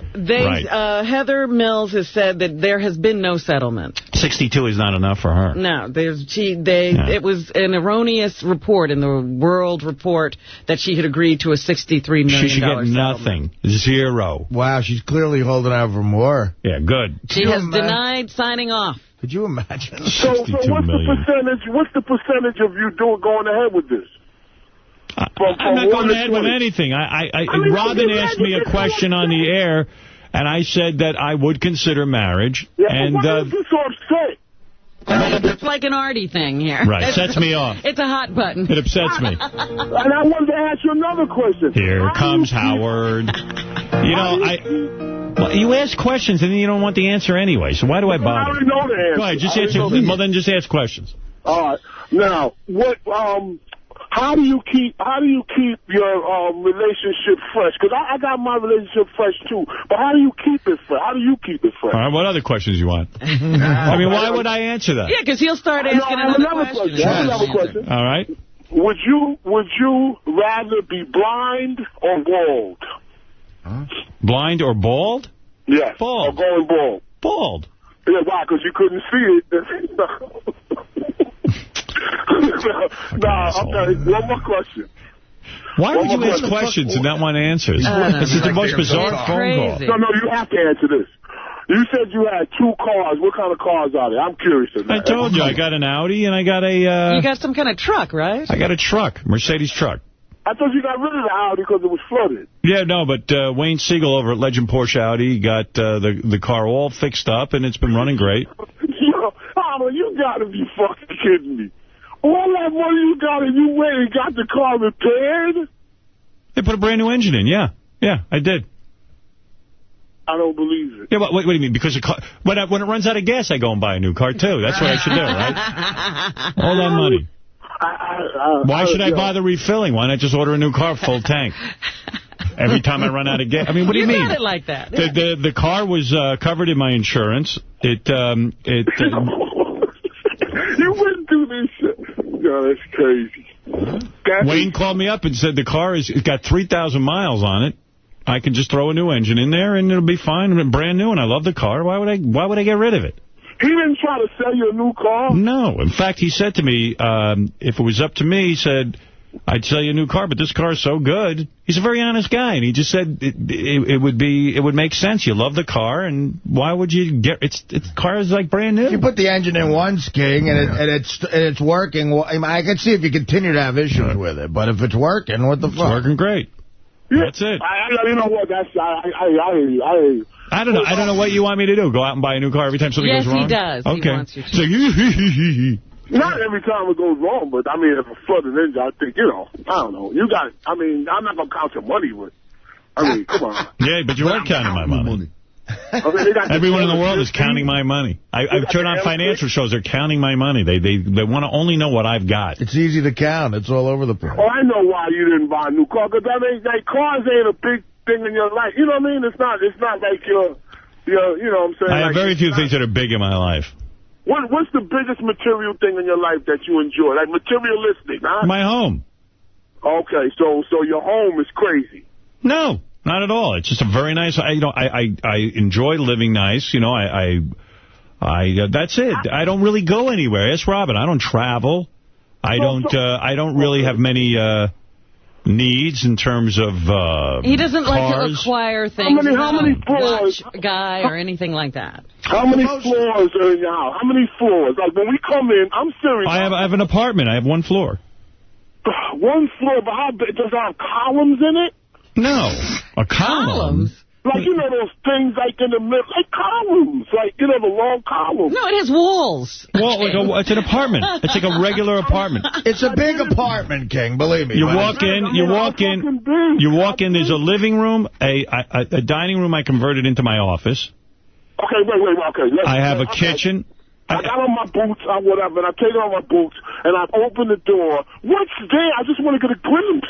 What's there is a hallway. Okay, a hallway. We come in. That's right. It's a foyer. A foyer. And it has a chandelier there? No chandelier. Just a regular light bulb with a thing over it. He has a Moen chandelier. I'm being honest. Ask Robin. She's been there. You way past Moen, nigga. I know you way past that. I'm not past that. I don't know what you're talking about. I walk in, there's a foyer to the... You up to Levica. I know you got Levica shit, yeah. But when you come in, it's a foyer. There's a foyer. And then you walk in, and then to the right... To the immediate left is a bathroom, what they call the guest powder room. You know what I mean? A guest powder room, but you don't have no half bathroom. You don't have no. I mean, you might have a half bathroom, but it ain't no. It's a half bath. It's not a shower. It's just it's a toilet and a sink. How many people can fit in that powder room? Now, be honest. 2. God fucking. 2 or me and you, King, by ourselves. No, Robin, I don't think you can fit more than 2 people. No, and you wouldn't want to. Why? Okay, let's get over that, because I don't... It's a very, very small bathroom. What color is it? What's the scheme? What's the scheme? It's like it's a glass floor. Glass? Yeah, but like it's not real glue. You know, it's not. It's like a. Yeah, I know. It's like a shiny. Like yes. I know. I have a toilet that is a prison toilet that was from prison. It's hot. Yeah, with the inside. A metal toilet. Yeah. Okay, which was a mistake because it's very hard to get a seat cover. They don't give you seat covers in prison because people rip them off. You don't need that. That's the real shit. Of course you need a toilet seat cover for women who want to sit down and piss and shit. You know what they do in prison? They have, it's almost like, you're right, you can't take it off. Right, you can't do anything with it. I thought it was raised cool. a little, so it's like a compromise. I thought it was cool getting a prison toilet. The problem was there's no seat on it, so it ruins the whole look of it anyway. I had to get a regular seat. So it was a dumb idea. But I would say, King, I would say Howard doesn't lead an extravagant lifestyle at all. I'd say the most extravagant thing he does is probably the limo thing. You know, driving in a limo. That is something. Other than that, it's not really that crazy. Like until we go up to the Hamptons, then it gets crazy. Well, he's got a house, you know. I mean, a lot of people have that. I mean, guys who work and make decent money can buy a second house, and that's something I invested in, like Artie. I mean, I'm not saying it to be. I can't get a second house. I'm thinking of renting out my apartment this year. Well, you know, your second house is right next door to your first house. Where to the Freedom Tower? That's what I'm trying to do. Where to the Freedom Tower? I don't have a view of the Freedom Tower, I got to admit. Freedom Tower. I'm glad you said that. Once that Freedom Tower goes in, I'm going to be rolling in dough. Come on, Mr. Gutrock. Ka-ching, ka-ching. I ain't selling yet. Talk to me then, guys. When they break that ground, I'm throwing a party. I'm J. Paul Ghetto. Was your apartment worth more when the Twin Towers could be seen? Well, no, but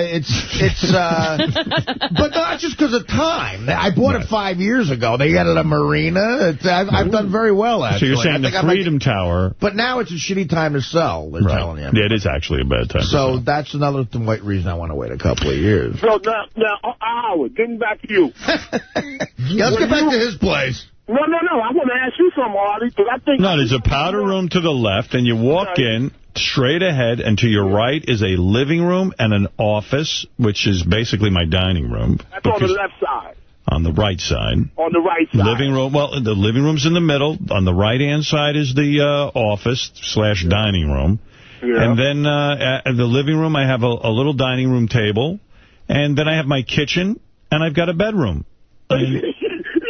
But what about the bedroom that you fixed up for your daughters? Remember that? And then when you walk in, to the right are two small bedrooms, you know, that my daughters use. Beth uses as an office. And then I have a little kitchen off there, and that's it. And the windows, like, all right, you ever That's the whole apartment. I don't know what to tell you. I don't know what the fuck you think's going on. I can't. I just really can't. I know you got to be modest. You're a modest guy. You're not like, you know what I'm saying? You're not like, I got this and I'm not looking to, I'm very happy. I don't know what more I'd want. What kind of kitchen is? I mean, it's a very nice kitchen. Okay, is there a meat cutter? I mean, a chopping block? I mean, an island in the middle of? No. It's a very small kitchen. It's in fact, you can only stand one person at a time. Yo, man, that's what I have. It's New York City apartments don't have big kitchens. Yeah, but you can have a fucking. What could I have? Where would I go to get this? Where am I going to get some... First of all, I can't go to a co-op. Let me tell you my problem. I can't go to a co-op. I'll solve your problem. Go ahead. A co-op will not accept me. They feel that I am, they think I'm Tommy Lee or something. Party animal. Meanwhile, I sit on my condo board and stuff because I'm the most responsible human being in the fucking place. And let me tell you something. I am a model citizen when it comes to living somewhere. In fact, I'm the guy who complains if it's noisy. I like nice, quiet building and people who behave themselves. But a co-op committee takes a look at me and they figure, well, here's Tommy Lee. There's going to be, party central. I understand. I got assholes who all party and you hear the loud music and all this bullshit. They don't understand they're living in an apartment building with other people. But the fact of the matter is I'm a very, listen, I'm a solid citizen. But these co-ops would be afraid of me. So I'm not going to go apply to a co-op where they could reject me. I don't want to be rejected. I'm not in the business of being rejected. I'm too fucking good for you. Why would you want to live in a co-op? What's the reason you want to live in a co-op is they're older buildings and they have some of the most beautiful spaces in these co-ops. High ceilings, too. High ceilings is right. Yeah. Built-in fireplaces. They have wonderful amenities. I know a lot about real estate. But I'll be a horse's ass before I'll fucking sit there and say to someone, gee, please let me in, and here's my references. You'd be lucky to have me. So what do you think of that?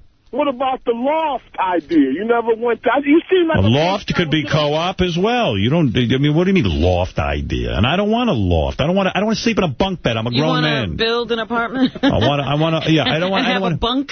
Yeah, put a high bed. Are co-ops also afraid of famous people? Like they think your fans will be outside the building every Believe me, my fans have never been outside any building. But it's also the press and, you know, that kind of thing whenever something happens. Yeah, and meanwhile, all the old coots in these co-ops love the fucking press. They're sitting there, you know, they only wish someone would interview them. So the co-ops are like this old New York money.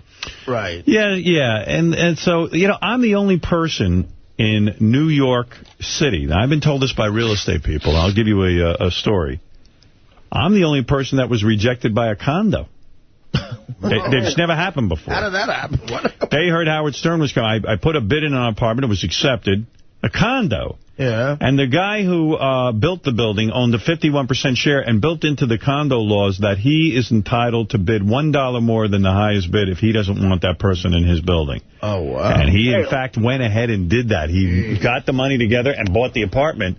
And, you know, I was going to sue over it because it was questionable.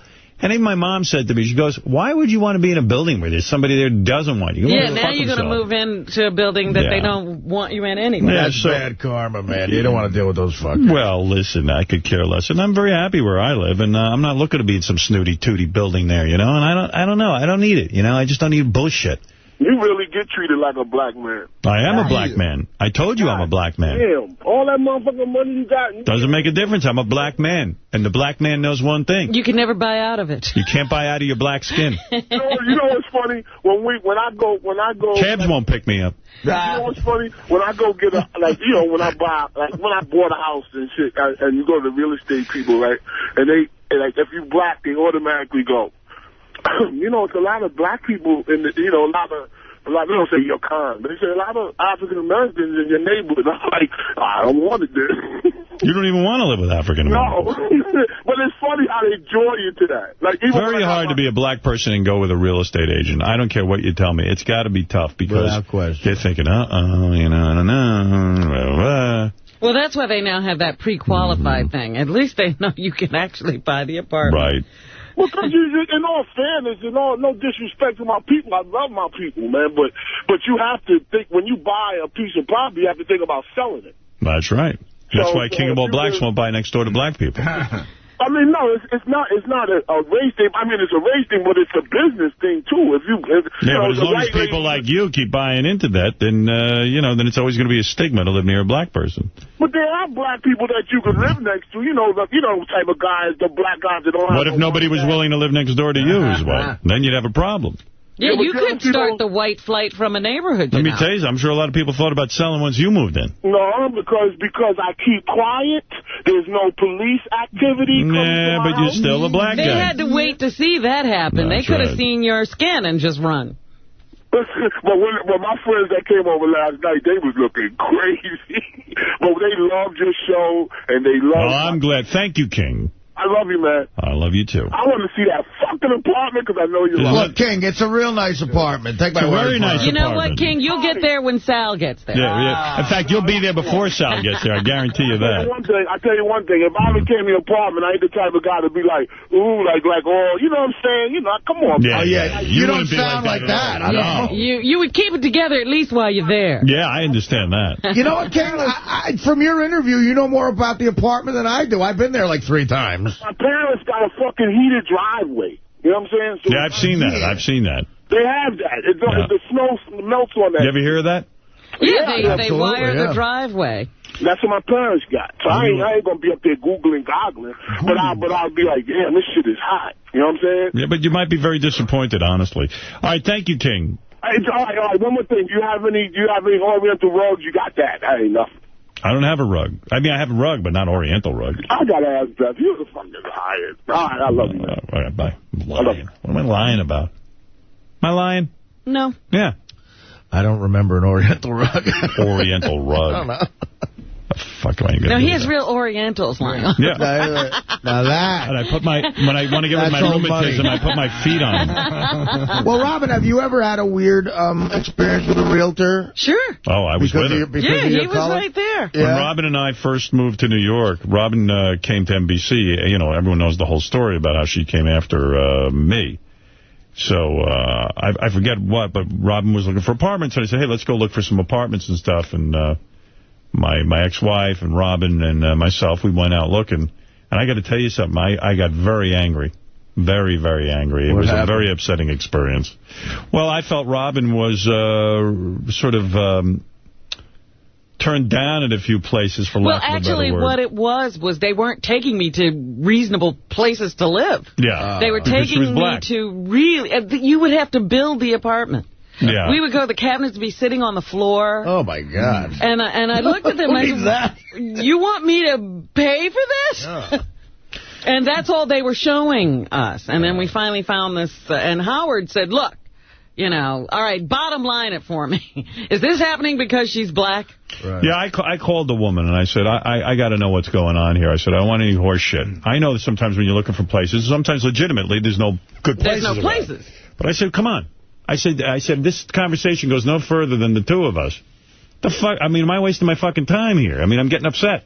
And what did you say? Well, legally, I can't comment on that. Legally? Yeah, remember the whole thing. Yeah, you know, because if, God forbid, I was taping her or something, that's the end of her career. Right. But then there was this, we found a guy, and he was like, look, I'm going to handle this for you. Right. Somehow he handled it. Yeah, we have to, like, Robin's a grown woman, and I got to find out why she can't get an apartment. She had the money, you know, it was just unbelievable, you know, and Robin wasn't famous, and I wasn't famous, so it was like a case of, you know, being treated like how everyone else gets treated. And it was shitty. It was downright shitty. And you know what?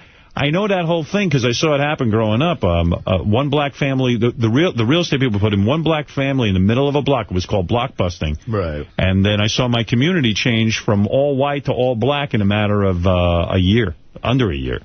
People ran out of there like it was like the Holocaust. Yeah.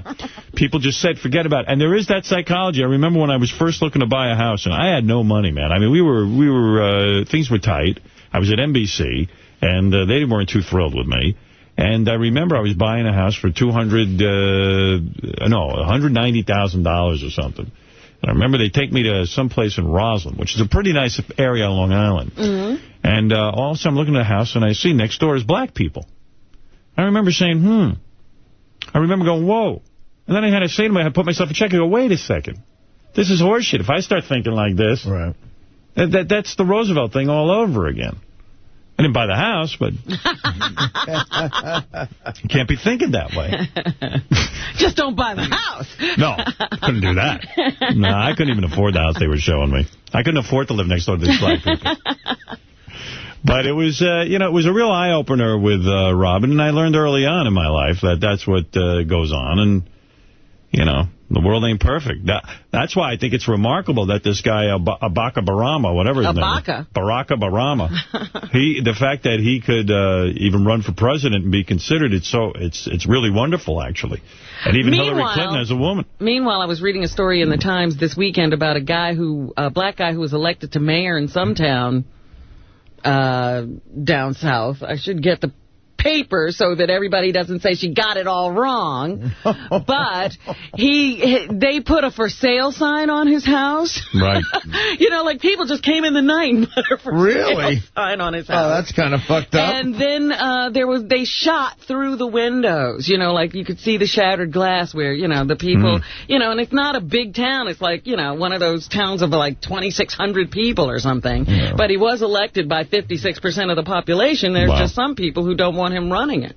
Bobo, you're on the air in Lindenhurst. The next man makes a move, the nigger gets it. I'm sorry, but you really become Jackie the landlord. Fix my pipes, my toilet's backed up. I'm telling you. Hey, what?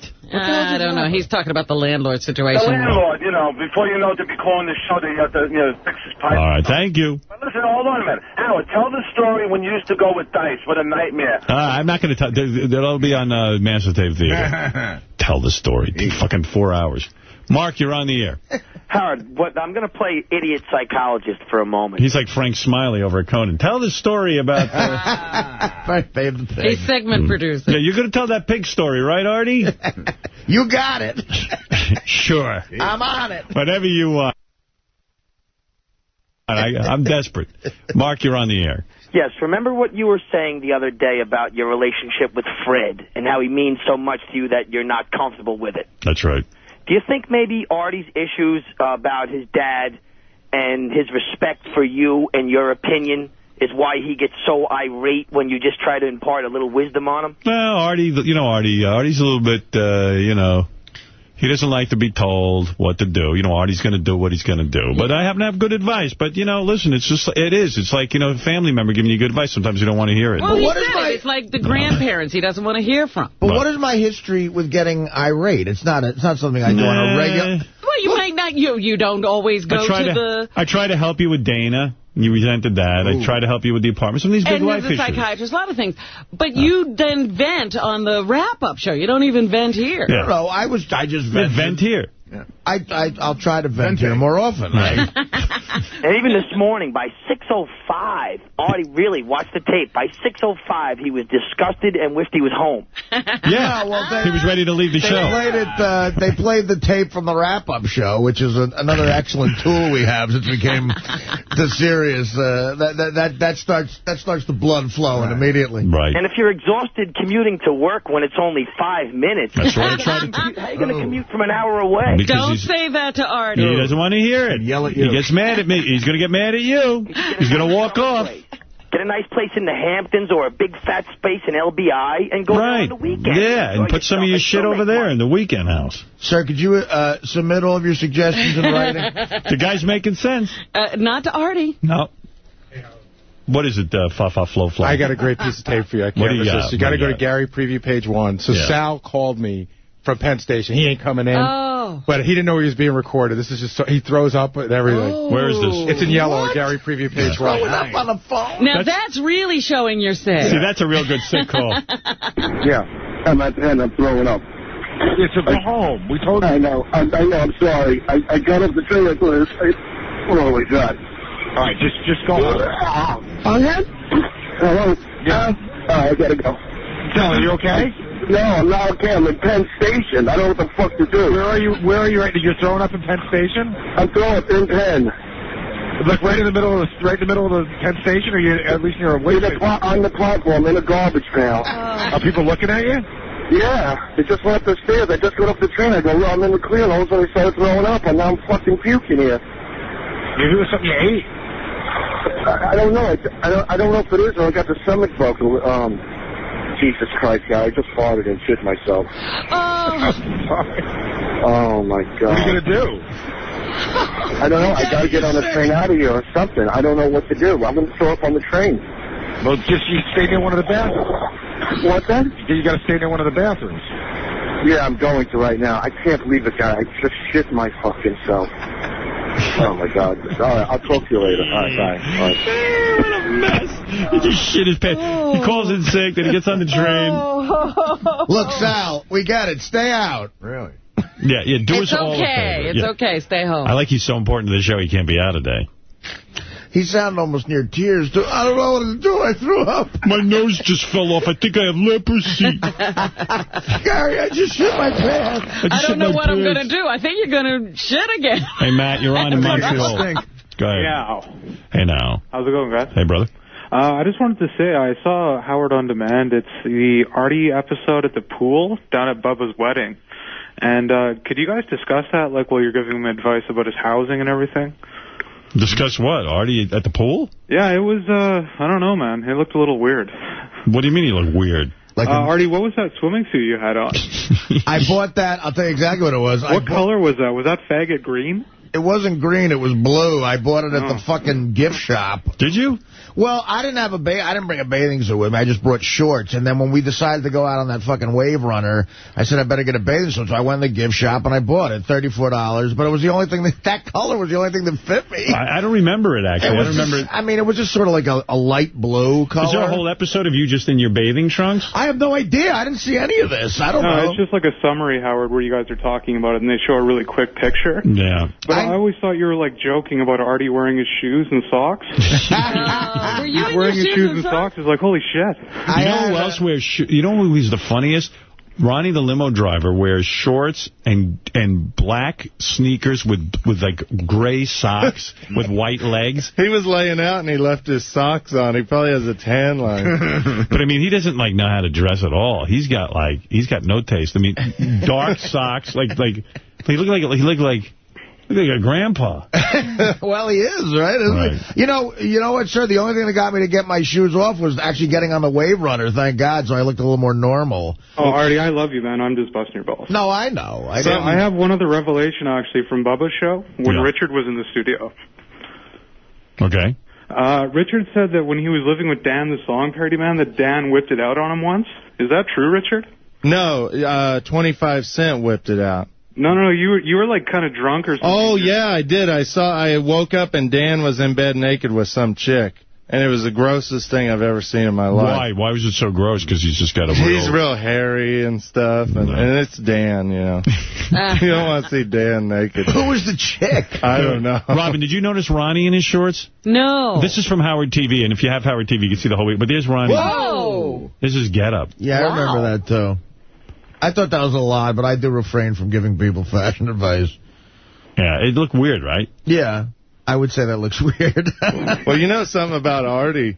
Artie didn't even bother to take his tighty-whitey underwear off when he put his bathing suit on. Yeah, because you had underwear on when you bathing suit? I put them on in the gift. I put them on in the gift shop, and I walked out of the gift shop with them on, and she had to take the tag because I went right to the wave runner. Why didn't you go to a bathroom and just take off your underpants? I don't know. I was too. You can tell that you didn't really check, actually. At this weight, the least about bending over, the better. Did you have netting in your bathing suit? Huh? Was there netting in the bathing suit? Yeah. So you had netting and underpants on? Yeah, the net was catching his underwear. Because I must have been real comfortable. And that was literally just to avoid bending over another time to take off the fucking underwear. Because I climbed on the wave runner and I looked down and there's that huge crack with like tighty-whitey underwear on. That was the other thing, too. Richard's behind me on the fucking wave runner, and he's pulling up, like, way close. And I'm going, Rich, man, not even as a joke. Don't, like, get a hard on or anything.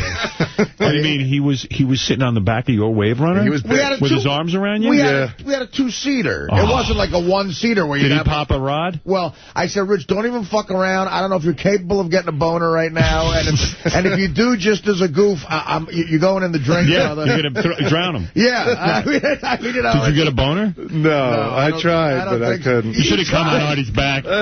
Imagine you just, like, sort of spontaneously came on his back. I should have started pleasuring myself. You'd be like, hey, Artie, it feels good, all these vibrations, and my penis is against your back. Oh, my God, I can't even think of that. He shot his load on your back. That'd be better than the chest.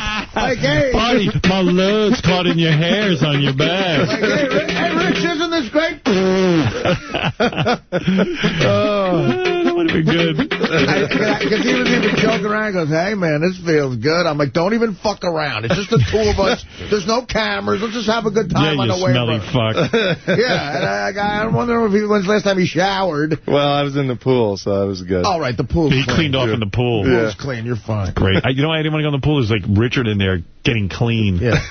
Yeah, he's taking a shower. A monthly shower. Yeah. All right. And I'd like to request cameras next time. Yeah, well, we're going to, I hear that's a pretty good special. I haven't even seen it yet. I got to take a look at it. Wolf, go ahead, and then I got to take a break because it's been an hour and 15 minutes. Go ahead. Hey, now, Howard. Hey, now. Wolfie in Philly. Hey, man. Hey, I just wanted to say thanks again for last week. I had a great time with the tour of the studio. Everybody was... Oh, Wolfie. Yeah, how you doing, brother? Good, doing real well. Bob Wolf, right? Yeah, definitely. Yeah, I know. Just had a question for Artie. In terms of his weight, has he ever actually eaten while taking a shit on the toilet? I bet she has. No, see, I'm a type of guy, I skeeve that stuff. I piss sometimes when I'm sitting there eating.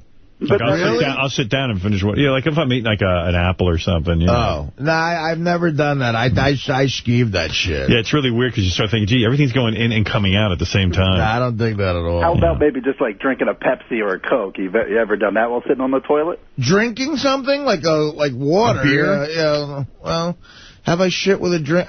You know what? I've taken a shit with a Jack and water in my hand. Absolutely. Oh, that's nice. It's kind of gross, don't you think, Art? I don't bust his balls. We all do gross shit. All right, we're going to take a break. And Casey told me something during the commercials that is so disturbing, I just don't know that I can even figure out how to tell you. He must want you. He comes in and he says to me... He must want you to. He wants you to. I could say it this way. Okay. I'm just trying to clean it up for the radio because... What happened now? He says, Oh, boy. He says, over vacation, I accidentally... What? Let out more than he bargained for? He went to the... I don't know what we can say or what we can't say. I'm so confused. Did he have an accident? He had an accident on his girlfriend. Whoops.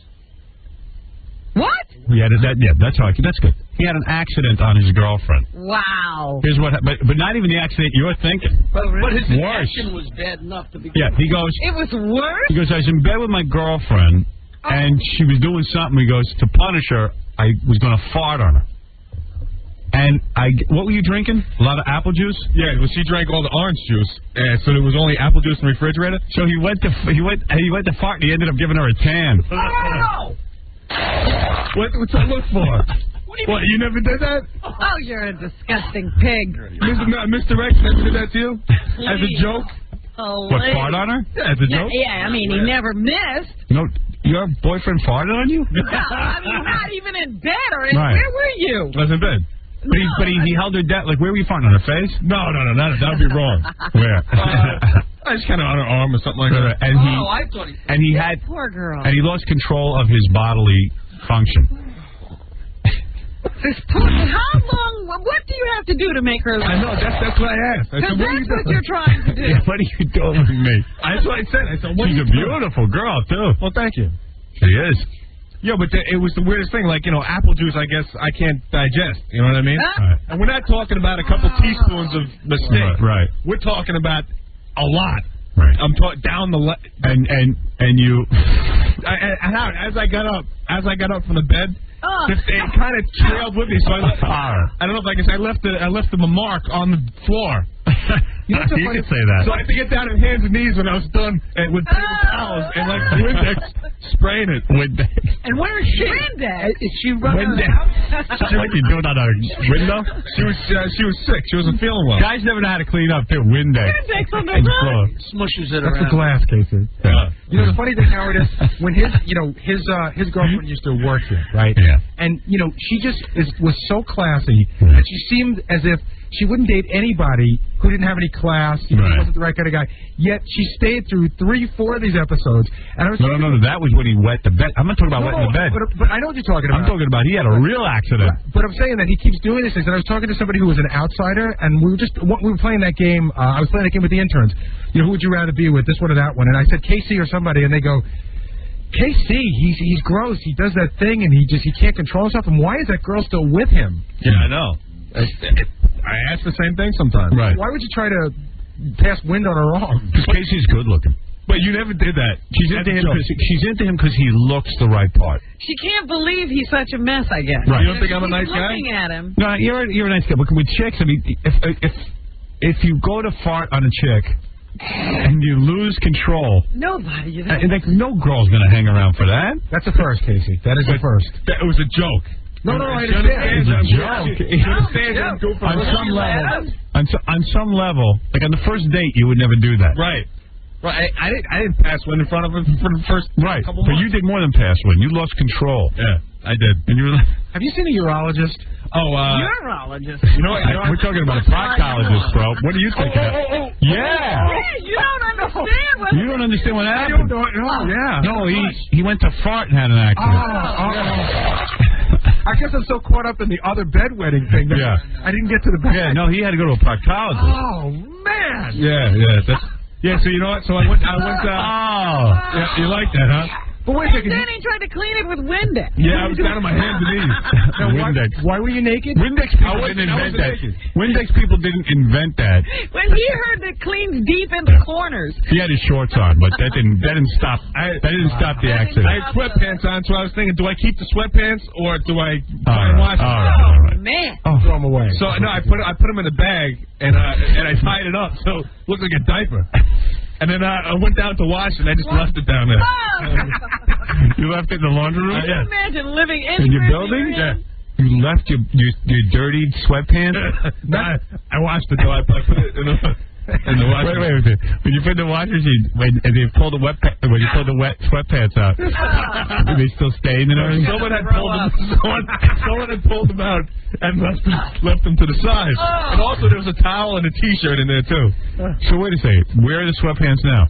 I don't know. Oh, you left them down there wet? Yeah. Did you wash everything out?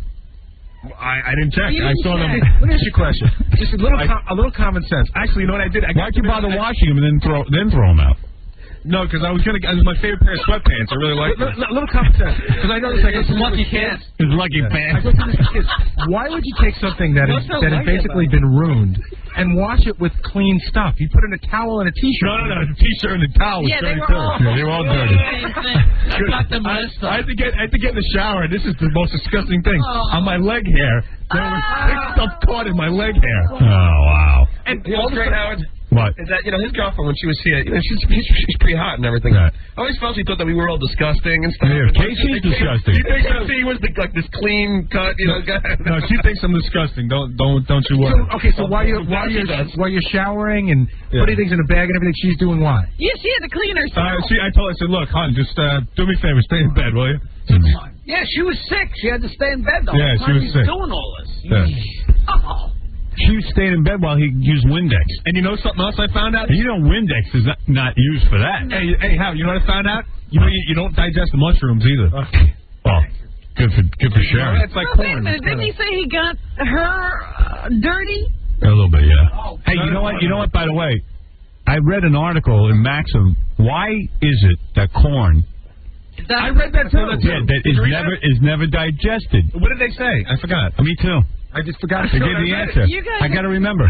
I read it, and I thought, it wasn't that interesting. Yeah, it was like the body doesn't break it. Oh, it adds fiber, bulk to our movements. Right. And I forgot. I'm not gonna lie and tell you I remember. Yeah. I was hoping somebody might have read it. I did read it, but I forgot. But mushrooms, some of them were like half. Did you chew your food? No. I guess not. What is it? Blew my mind. Why is apple juice blowing you away? I don't know. Does anyone else have that problem? No. Nobody has your problems, trust me.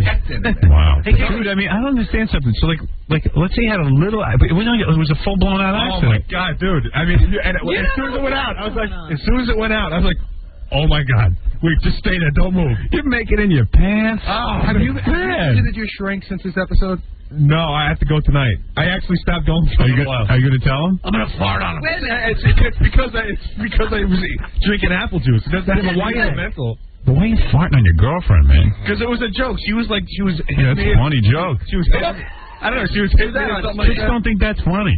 But I do. It's humorous for him. Yeah, I crack myself up. I'll be by myself and I'll just rip one. It's funny. Yeah. I laugh. I rip one too, but I'm never making my pants. Like, even sometimes, like, maybe a little something I feel is happening down there, I quickly control it. So, but I didn't know. I thought you completely lost control. Oh my God! It was like a rocket. Well, see, that has happened. That has happened to me, Howard. That happened to me here about a year ago. Remember? You made it in your pants. I was buying my house, and I was all freaking out about mortgages and selling and buying, and I was in the bathroom. My stomach was churning. And then I had an accident. I thought I was doing one thing, and the other thing happened. Now, wait, what'd you do with your underwear? That's exactly what I did with it. How I always have my gym, how I always have my gym bag with me? Luckily, there's another pair of underwear in the gym bag. So what I did is I went in the stall, hope nobody came in and saw what I was doing, because I had to take my sneakers off and everything. And I took the underwear and I wrapped it in a bunch of paper towels, and I jammed it deep into that garbage pail. Oh, wow. I wish we would have found it. Yeah, we should have found it, hung it right on the wall. That's like that movie with Michael Landon. Yeah. Oh, man. I'm so embarrassed. All right, and she made me make one of those like New Year's resolutions. I used to have accidents when I was little. Revolutions. What is that? She made me make like one of those New Year's revolutions, like. Come on. I mean, like I can't really do that much anymore. The New Year's what? The New Year's revolution. He's got to be kidding, right? He's not. Look who's talking. Oh, there's no light bulb. Oh, you know what I'm talking about. There's no light bulb. Yeah, you know what I mean. It would be. So you made a New Year's revolution, and Number 9. So you know how that I'm not gonna goof around that much anymore. You know how he knows he's not kidding about that, Howard? Because he doesn't even know what he's getting the angry look. Yeah. Because he knows he did something wrong, but he doesn't know what it is. No. Come on. So what do you do? So what do you do? What do you do every year? You make a what? No, I know. I screwed up. It's what is it? Prostitution. It's a New Year's resolution. Resolution. There you go. Come on, give a break and hit him after the 6th or 7th time. Yeah, but Right. Wow. You're dumber than I thought. Yeah, but but apple juice doesn't make you do that. Change the subject. His girlfriend likes a big, good-looking dumb and incontinent. Yeah. What? Apple juice is supposed to make you constipated, no? No. Any juice or any vegetables or fruits. Screws up your vocabulary. No, but apple juice is the only one that does it to me. Apple juice. Apple juice, man. Yeah, well, maybe you ought to lay off it. Well, how much did you drink? I used to have accidents. Sometimes, like in my underpants when I was like in kindergarten. Like in kindergarten, I remember I didn't want to use the bathroom at the kindergarten, and I knew I had to move my bowels. And then I remember. So you'd rather go on your. Well, I remember I kind of went in my pants and I went in the bathroom and I looked in my underwear and everything was in there. And I just sat in it all day. And I couldn't. You wonder why you weren't popular. I couldn't take it. Yeah, I couldn't take my underwear off and ditch it because my mom used to sew my name into my underpants. So Howard Stern. These are the underwear up. Yeah, but it's just like it became mortar after a while, like in my underwear.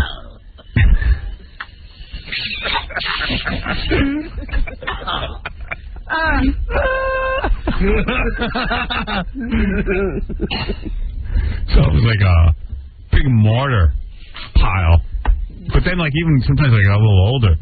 I'm a little active. Little older. What's a little older? 17, 18. Oh, yeah, racing stripe here. Oh, my. Yeah, I got racing stripes. Not a trail in the room. Now I'm pretty good, though. I don't have that many accidents.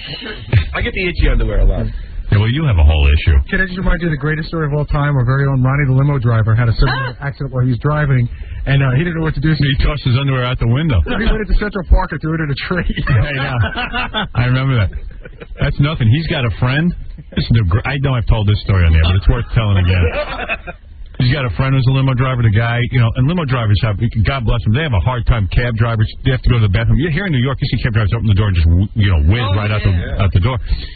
So he had a friend. He was had to pick up this rabbi out on Long Island, and he's waiting in front of the rabbi's house, and all of a sudden he realizes he's got to go number 2. So the guy, he goes and he rings the rabbi's doorbell, and he says, "Hey, Rabbi, can I use your bathroom?" And the rabbi's like, "No bathroom, please. You got to see this driver, though. It's not some guy you let in your house." So Rabbi goes, "No, whatever." I think a religious guy would let you. Yeah, really. Right. You know the Jews. For religion. So anyway, he goes back in the car. He's like, "I don't know what I'm going to do. So in real emergencies, in his trunk, he keeps a cardboard box. So he gets the cardboard box. He goes into the back of the limo. And he's in front of somebody's house. Yeah, and he gets in there and he goes in the cardboard box. Listen to this.